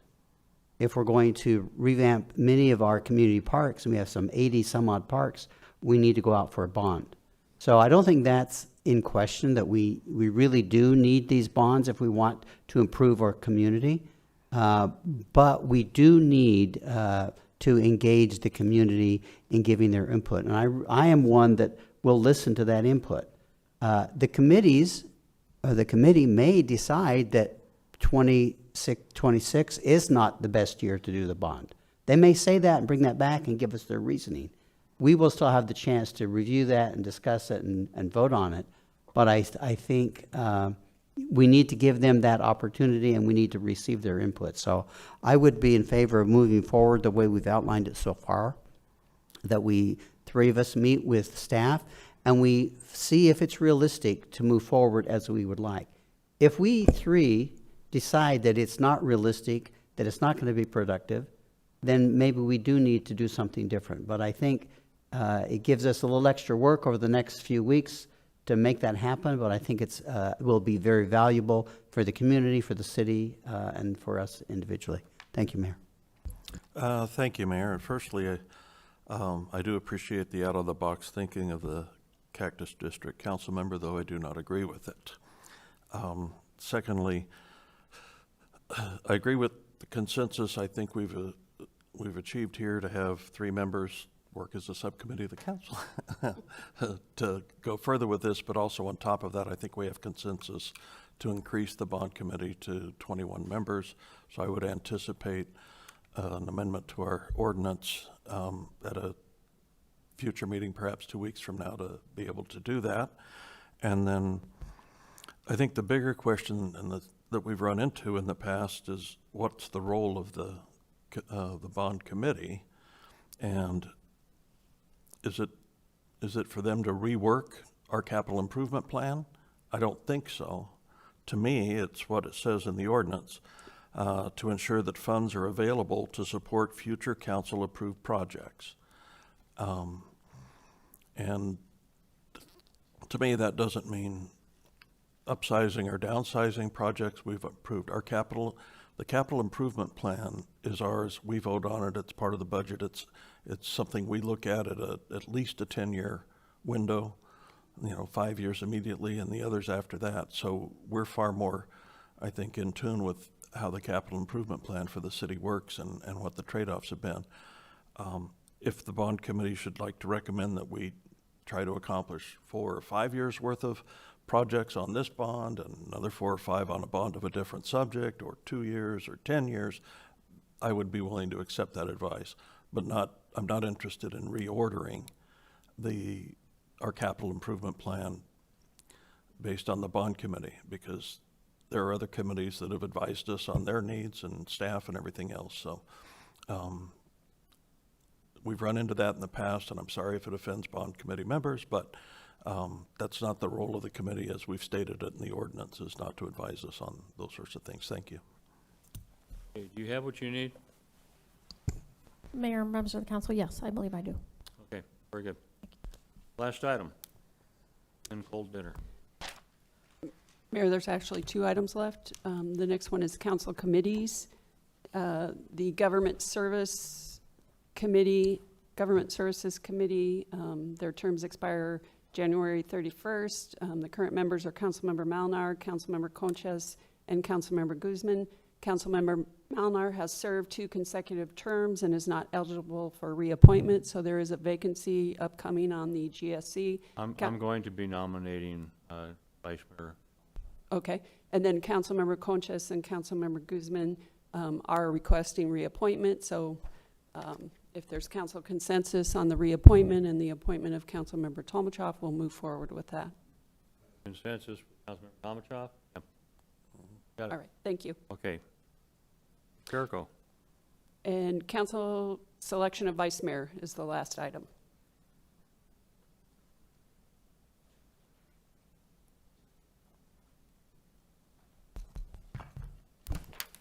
Mayor and Council, Jenna Carrico, Intergovernmental Programs Director.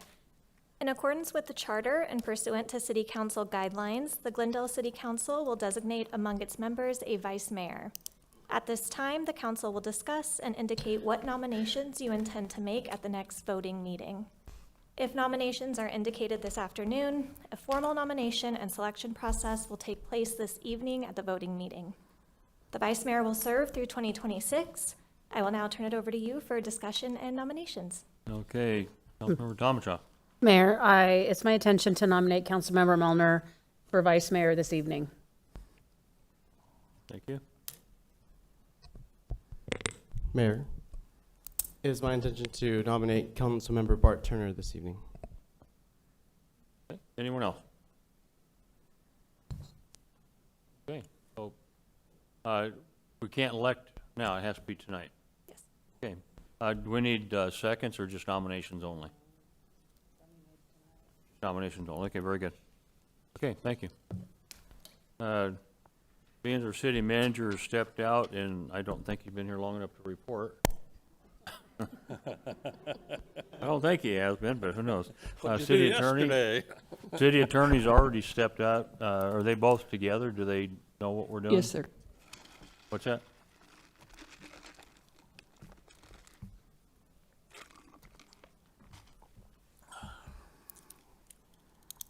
I know that you haven't been here very long. If you have a report, you're welcome to give it. If not, we understand.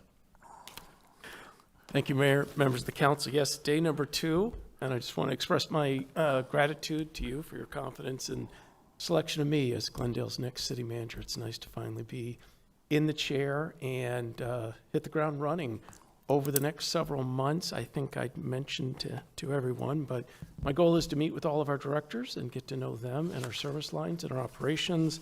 Also like to set up tours of our facilities and get to know the people on the front lines that are the ones serving our residents, as well as getting to know each of you and take tours of your districts. And I would love to actually meet individuals within your districts that are very engaged in this community so that we can all understand one another and what our shared vision is to work towards our success. So again, thank you.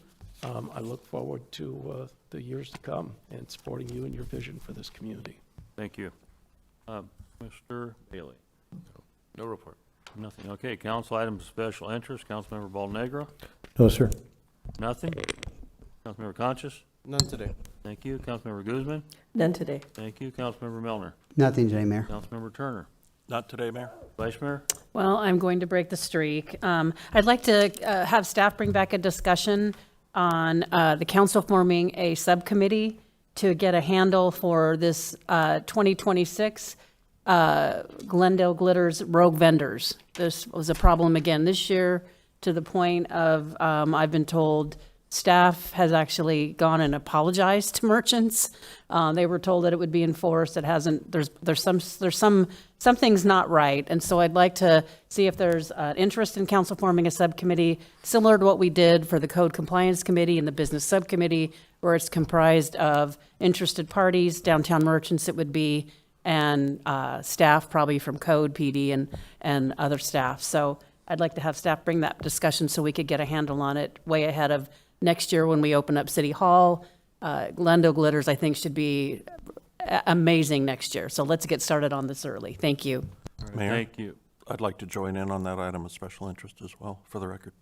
All right, and then basically, I'm sort of going to also ask that while you're doing all that we look at the vendors who have the three-wheel bicycles, the vendors that have the golf carts with the 8-foot umbrellas that are sitting on the sidewalks blocking pedestrians.